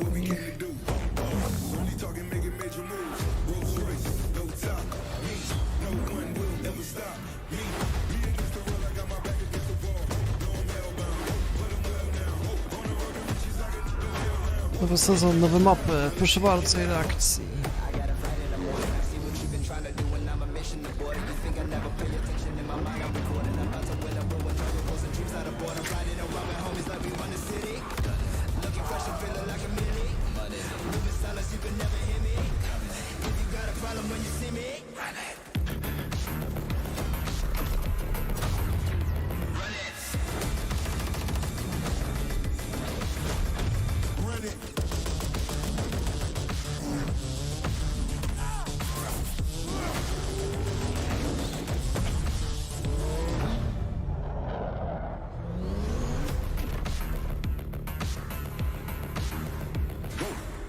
No to zaraz będzie kolejny sezon, okej? Z jakiego dni? 14? Next week. Today is a big day for video games, but also a huge day for Porsche. The iconic German automaker turns 75 years old today. And to celebrate their contributions in the automotive and gaming space, and we've all raced a 911 in some point at a game, Xbox has teamed up with Porsche for a limited edition run of 75 consoles inspired by 6 famous Porsche race cars. And I'm thrilled to debut the first design here today inspired by the Porsche 963 that's racing this weekend at the 100th running of the 24 Hours of Le Mans. Let's take a look. Xbox, wzorowany Porsche, proszę bardzo, jaki szybki, tak jest. Czyli co, każdy będzie inaczej wyglądał, czy jak?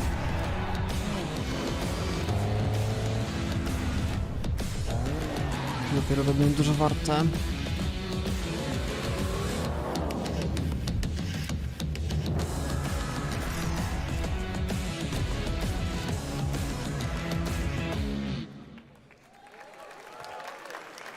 And here it is.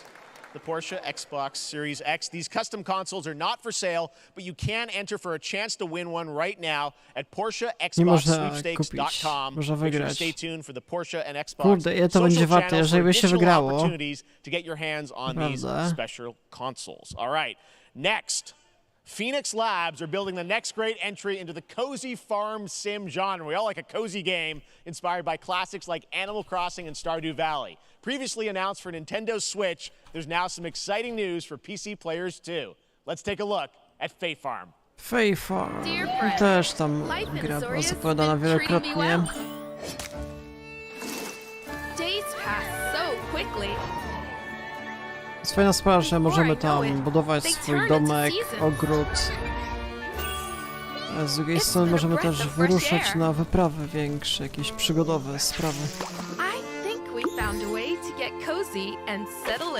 No fajnie to wygląda. I jeszcze chyba tryb kooperacyjny 4 graczy? There's something more I've been itching to explore. Właśnie mamy eksplorację. Realms where magic comes to meet us. As long as we're prepared, we can face anything. So, what do you say? There's so much yet to discover. Are you ready? 8 września, PC. We promised variety. There it is. Fae Farm and Mortal Kombat in the same show, only at Summer Game Fest. Now, please welcome Ben Brode, Chief Development Officer and flannel enthusiast at Second Dinner, the developers behind the popular collectible card game Marvel Snap. What's up, Ben? Man, you guys have been on fire. Last time I saw you was at the Game Awards when you won Best Mobile Game. Seems like you've been very busy. We're excited about the Spider-Verse content you've been doing. Lots going on over there, right? Yeah, it's been exciting. We've been doing a bunch of new features, some of the wildest cards we've ever made, and some new game modes. Yeah. Yeah, new game. Is that a segue, Ben? Certainly, yeah. I'm excited to announce Marvel Snap's biggest update ever. We have a new game mode coming next week. It's Conquest mode. It's a great way to get a super competitive experience and some exciting new rewards. But you don't have to wait till next week. If you haven't tried Marvel Snap, go download it right now on your mobile device or early access on Steam. Jest chyba całkiem dobrze, miał ocenę, jak pamięci myli. That's you. You're made for YouTube. All right. Well, we heard you brought something fun with you for us to watch, right? Oh, yeah. So, listen. I am incredible at card games, so I often win.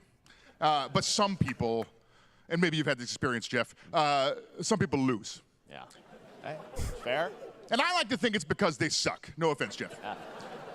But sometimes, sometimes it's because they might just be a little bit unlucky. Cue the tape. Oh, snap! Okay, I don't have an ideal hand of cards here, but that's fine. I'll see what I draw in future turns. Anyway, let's reveal the first location. Labuntus 1. Each player destroys their deck. Okay, I guess I will work with what I have. I'll play Medusa on location number 2. She gets +2 power. And let's see the next location. Clover Dangerfield has a 25% chance of destroying your cow. Okay, well, I mean, 25% isn't that bad. And it's gone. Okay, well, I have some powerful cards in my hand, so I can just wait. Let's see the next location. The Big Barn. Players cannot play 4, 5, or 6 cost cows. You gotta be kidding me. Also, if you don't play a card this turn, you have 0 friends. No, you're just being mean.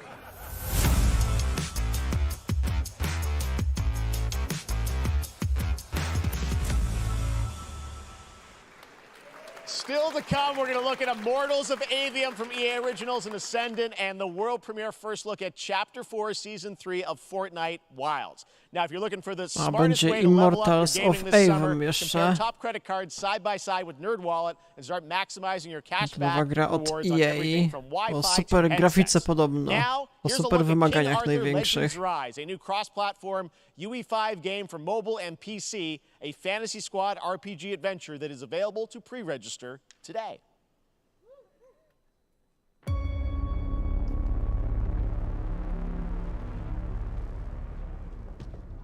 Arthur,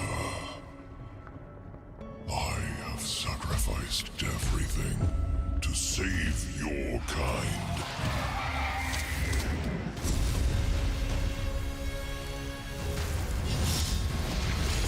From an ancient evil.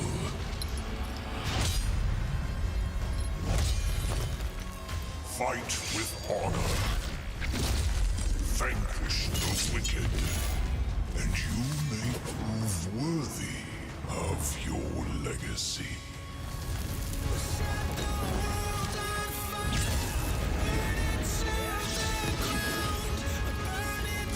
Gra mobilna, ale całkiem nieźle wygląda. Podobno gameplay to jest. Jakieś cutscenki raczej.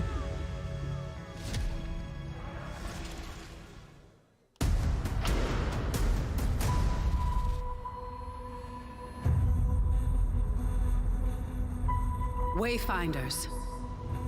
Do you remember the fall? The gloom descended on Skylight. You rallied to protect Wayfinders to też jakaś gra chyba była. To MMO chyba jakieś, trochę większe. To chyba ma całkiem spory potencjał. Pamiętam spory hype. This world needs champions. No też jakoś niedługo ma chyba wychodzić. Wayfinders.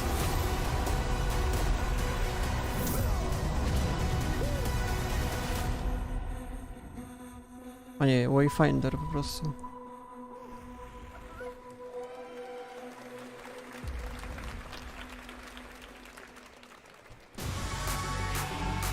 O, mamy i Fortnite zapowiadany wielokrotnie.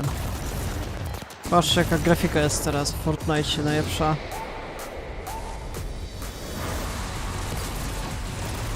Może walczyć na mechy.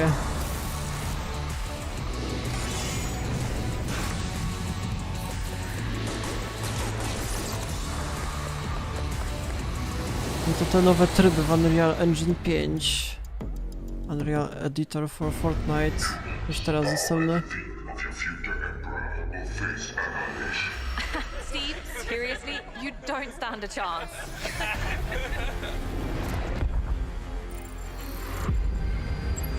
Project under construction.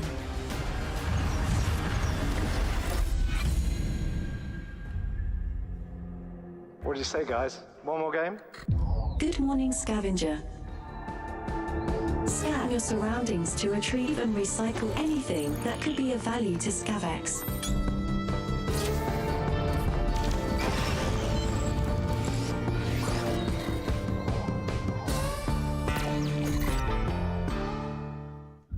No to zestaw mniejszych gier indie teraz otrzymujemy.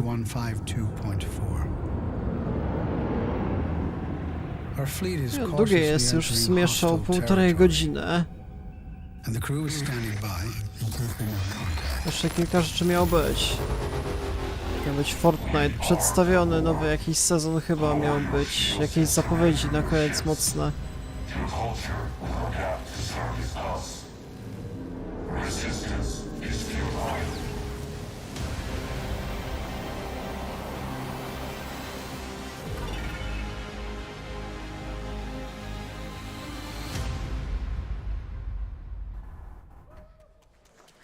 Hey there, Summer Game Fest 2023. It's Will Arnett here. Yeah, right? My buddy Anthony Mackie and I have been working on this for some time now. We're really excited to share with you Twisted Metal, which is streaming only on Peacock starting July 27th. And I'm very excited to share a sneak peek of the character of Sweet Tooth, who I had the pleasure of voicing. Hope you enjoy it. Check it out. This is gonna be fun. We're setting. Swung a little wide there. Well, aren't we a tall glass of water? Me? I'm more of a Hawaiian punch. I'm guessing you don't fight much. No też jakieś mniejsze zapowiedzi czasami mamy na konferencjach, takie podobne fragmenty.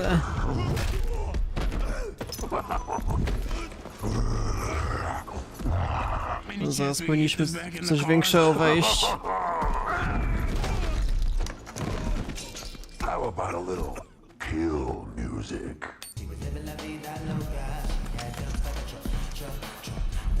Dobra, w sumie zaraz będę chwilę. She had dumps like a truck. That's like what? All night long. Let me see that thong. Like it when the beat go? Baby, let your booty go. Girl, you want to show? The thong. Do you love the silver-haired god? Don't lie to me. Yeah, man. Look, I listened to Unleash the Dragon so many times the disc broke. I'm not a liar. You said you were coming to my show, and then you shot at me. It was a misunderstanding. I've been getting shot at ever since I can remember. It's forced habit, I guess. Sounds like you have trust issues.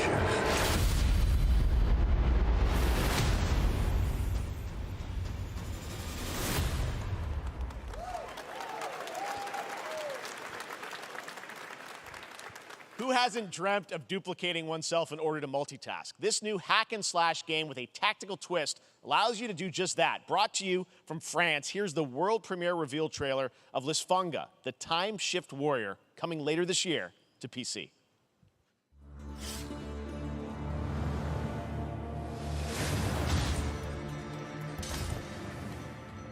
Goddess of time. Receive my light, Lisfunga. Let this power flow through you and fight again alongside your past selves. I'm here again. Scena, co oni teraz pokazują? Jakieś kolejne gry indie, z tego co widzę. wine, I begin again, but with another me to fight with. You're coming with me!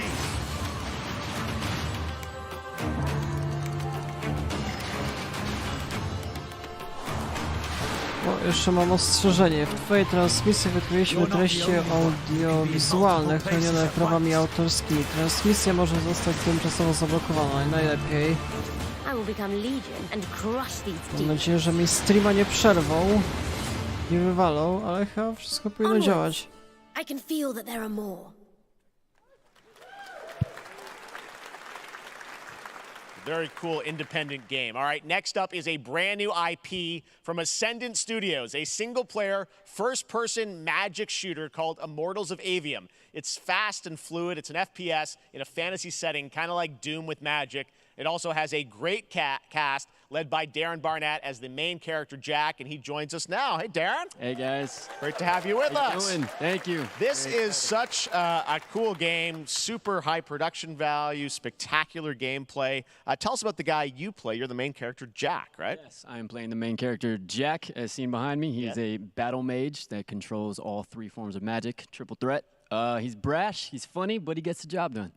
Well, it's the gameplay, as we've seen, is just so fast-paced. There's so much action in it, you know, with all the spells, the spellcasting, the magic. What can you tell us about the story and sort of how this battle mage, Jack, comes in? He sort of becomes a battle mage, right? Yeah, he kind of comes from nothing. He's, I guess they call him a street rat is what he was. But he, during a time of intense trauma, he summons the power to control magic.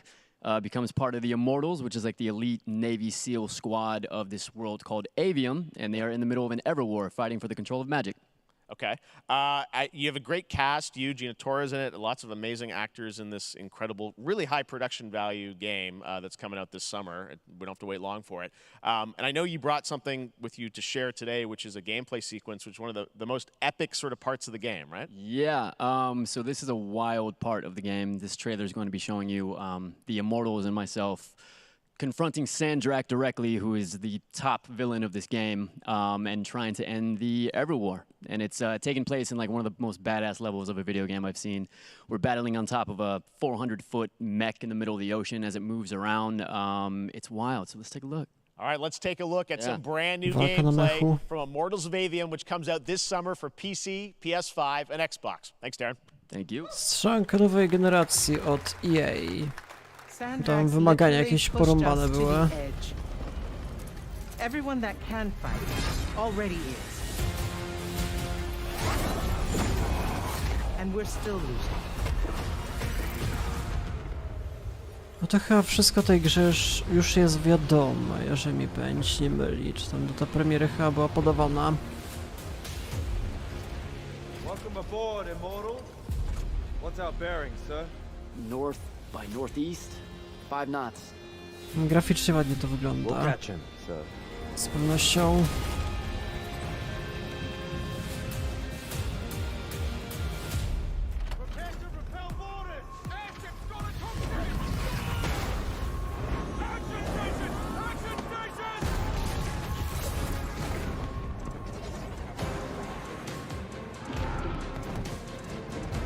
Prezentuje się ambitnie, ale jak to będzie z dopracowaniem, to ja nie jestem pewien. Myślę, że to pod tym względem może nie wyglądać tak dobrze.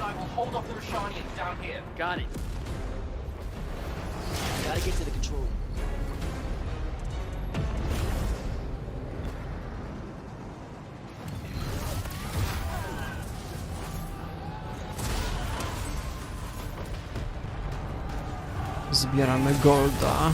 W górnym prawym rogu ekranu jakieś elementy RPG z pewnością będą w takim razie. Przy kupowaniu materiałów.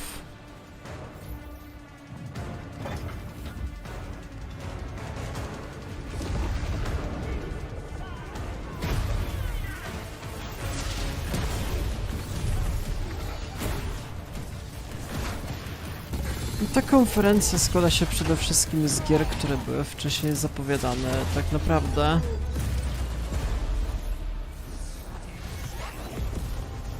Jakieś potwierdzenia, kiedy tam data premiery wyjdzie, albo coś w tym stylu.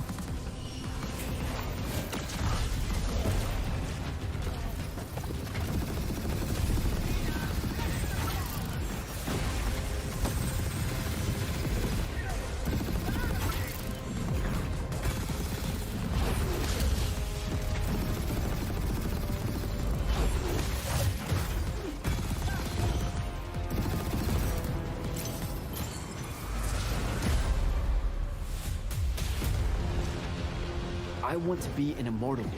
I want to fight this war as one of you. Mam takie odczucie jak przy Forspoken, że to jest super niby ambitne, też podobny w sumie dosyć styl walki za pomocą magii, ale nie wiem jak będzie z dopracowaniem. Może to będzie podobna historia, tak czuję. We're only going to win this one together. Sigil up.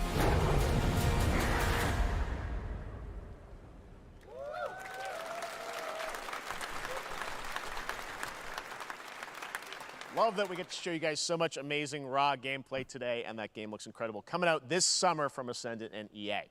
Now, one game that constantly reinvents itself is Fortnite, and tomorrow, Chapter 4 Season 3 Wilds launches, and today, Summer Game Fest is debuting the cinematic trailer to preview the season. The center of the island has collapsed, revealing a vast, hidden jungle with ancient secrets to discover. And of course, there's a whole new Battle Pass lineup where you can unleash the power, yes, of Cybertron. Here we go.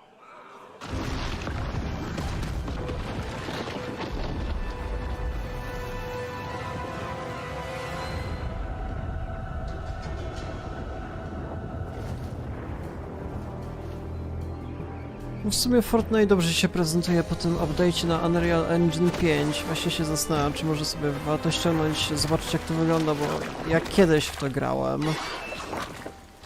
Kilka lat temu.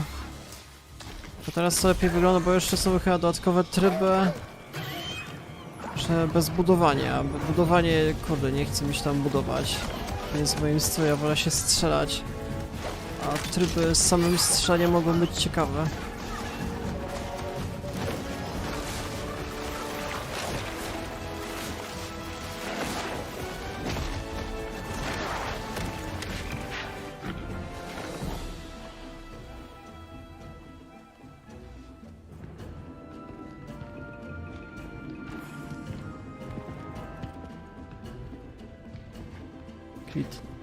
Mamy klimat niczym Indiana Jones, Uncharted, już chyba wysoki. Proszę Transformers. Będzie postać.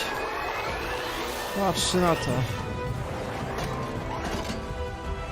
Tu mamy bohatera.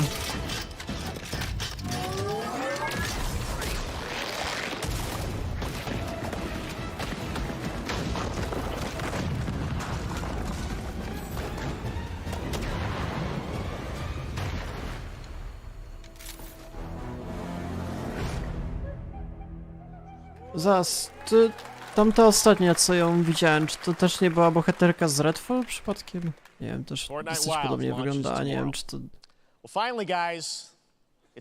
W każdym razie, finał. And it is a deep honor for me to present this game.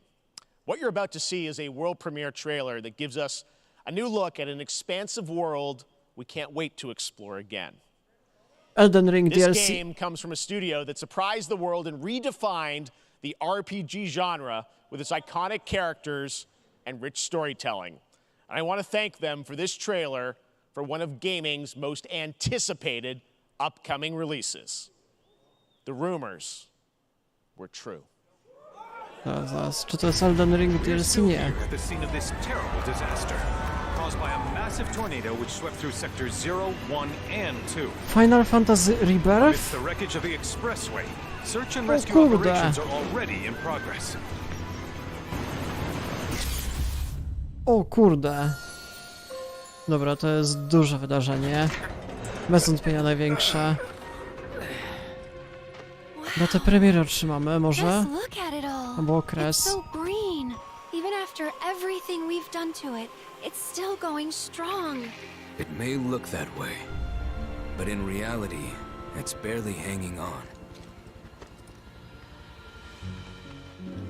Patrzcie jak to wygląda, dajcie spokój. What's Cloud been doing these past 5 years? Where's he been? And you're asking me this? This is gonna sound crazy, but bardziej otwarty świat, kurde. Cloud was never in Nibelheim 5 years ago. The life stream.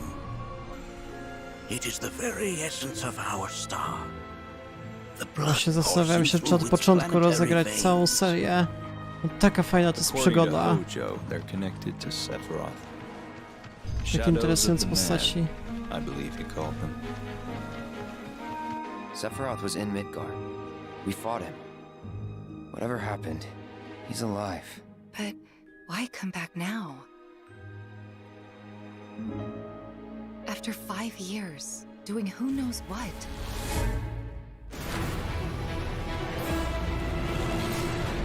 Well now, think we woke it up. Angered it, more like.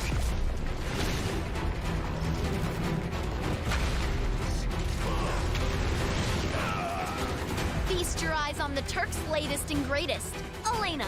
She may be new, but she's still a Turk. Ja osobiście nie grałem w oryginał 7, ale w remake tylko. Więc poznaję bohaterów, ale tych nowych to nie mam pojęcia, kto to jest niestety. A tak polecam zagrać właśnie w remake. To będą 3 części. Jest remake, później rebirth i później jeszcze trzecia będzie się składało na pełną fabułę z oryginału.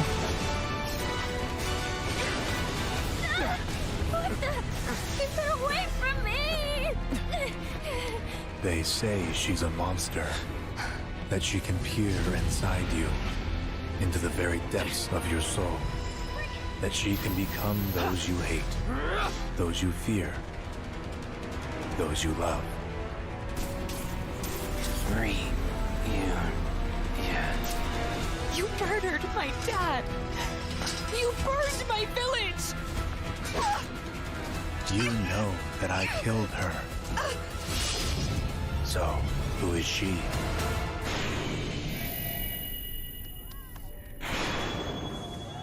Dobra, coś więcej dostaniemy? Okres wczesny 2024.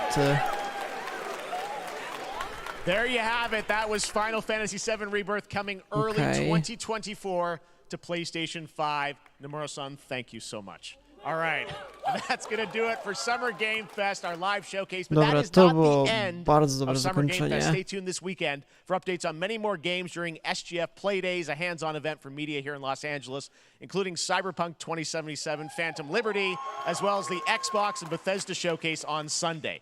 Right now, though, stay tuned for Day of the Devs from IM8bit and Double Fine, which celebrates the independent game culture with a number of new game reveals over the next hour. We'll see you this summer, later this summer on August 22nd for Gamescom Opening Night Live in Germany, and again in December when we come together here in Los Angeles to celebrate 10 years of the Game Awards. Thanks for watching, everyone. We'll see you soon.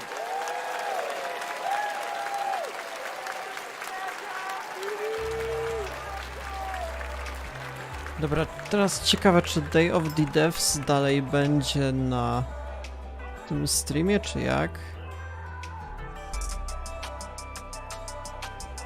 Thank you for watching.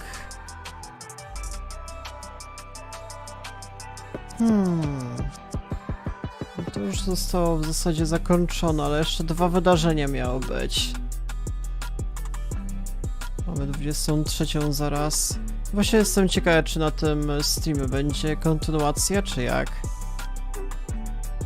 Day of the Devs. To miało być bezpośrednio później. Nie wiem.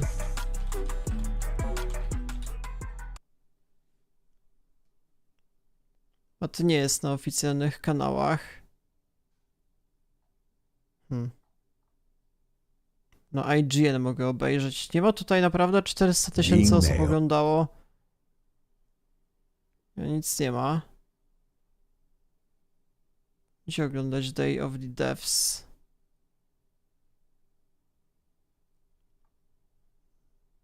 Nie mamy w podpowiedziach niestety na IGN.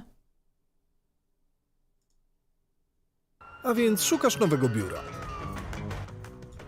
Biura, które odpowiada na twoje... To już jest to? Chyba zaczęli, tak?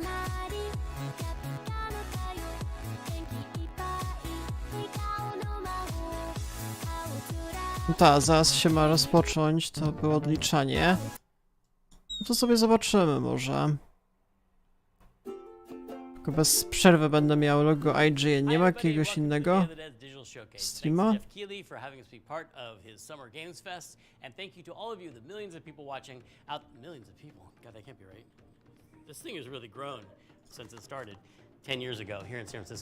No, zobaczymy. An idea from Double Fine Productions and their friends at IM8bit to put on a show that really celebrated video games and focused on the fans and the developers and brought them together to meet and celebrate games. It started as a live event here in San Francisco where we had developers showing their games where people could play them and also listen to music. Czy to będą raczej gry indie teraz przedstawiane? Z kolei będę wszystko pewnie przedstawiał. To z godziny będzie trwało, potem o 24 jeszcze inne wydarzenie.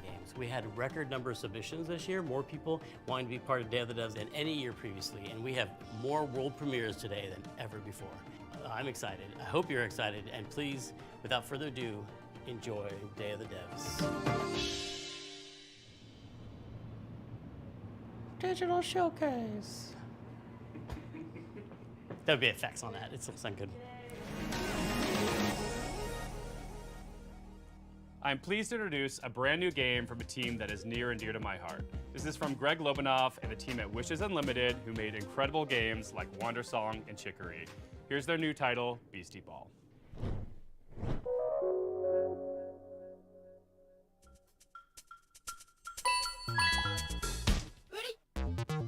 Hi, I'm Greg Lobanov, and I am bouncing off the walls excited to finally tell you what my friends and I have been working on together ever since Chicory came out a couple years ago. Introducing Beastie Ball!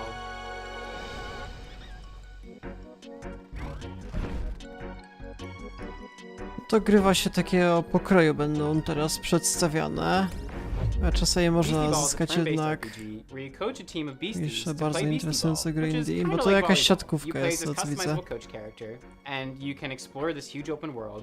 Może tworzyć bohaterów. Then you can challenge rival sports teams as you rise your way through the Beastie Ball rankings.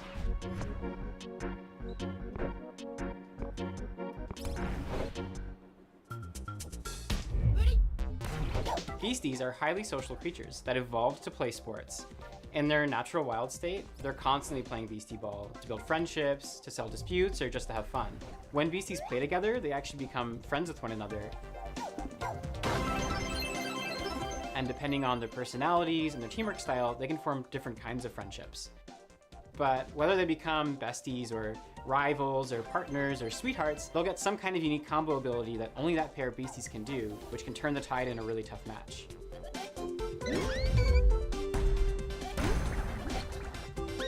So with this game, we really wanted to emphasize the Beasties' agency as living creatures. They're doing their own thing, making their own decisions. They'll only join your team after being convinced by you fulfilling a certain set of conditions while you're playing against them. The goal isn't to collect as many Beasties as you can, but to spend time with the ones that you care about and be surprised by the ways that they grow and change, and the bonds that they form with each other.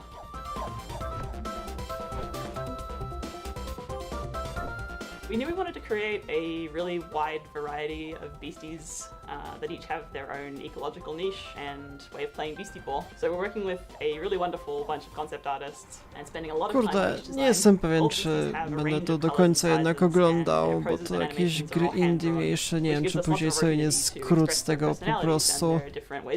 Bo zazwyczaj to chciałbym wszystko obejrzeć, ale to mnie właśnie korci, żeby nagrać odcinek od razu z dema Lies of P i od razu rano wrzucić.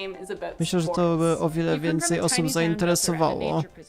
Więc może zrobię trochę drobną zmianę planów.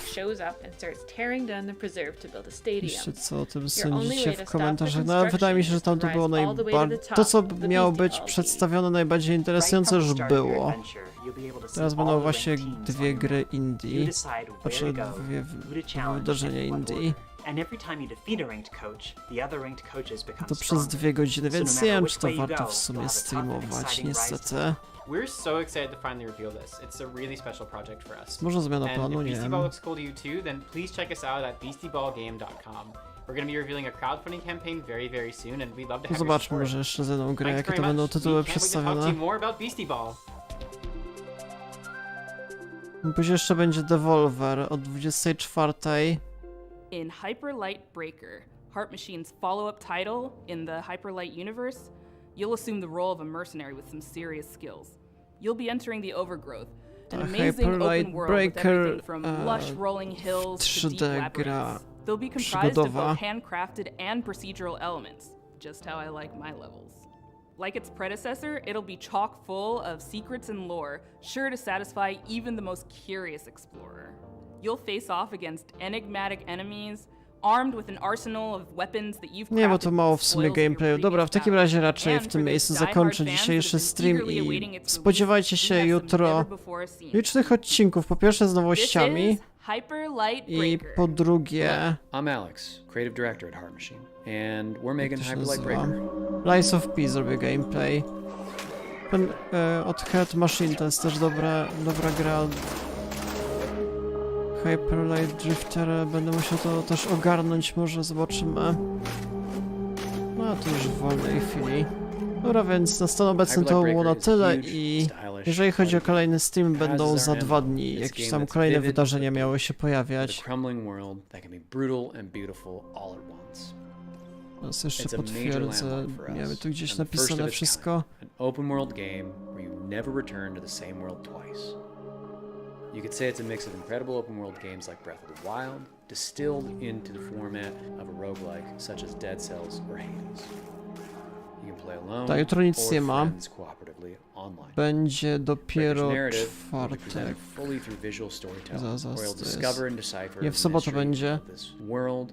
Future Game Show będzie, Wholesome Direct. Zobaczymy Every world jeszcze. will be different, loaded with dangerous creatures, razor-sharp combat, vast overgrown wilderness, long dead civilization. Dobra, więc jeżeli chodzi o new ten discoveries stream, to of było na tyle, mysterious, pewnie zmienię vibrant, tam tytuł. horribly Nie ominous spodziewajcie się kolejnych odcinków już Each jutro biome na in the głównym world is kanale. different, with Dobra, unique więc to było na dangers, set tyle, ja się z pieces, wami żegnam, do stories, jutra.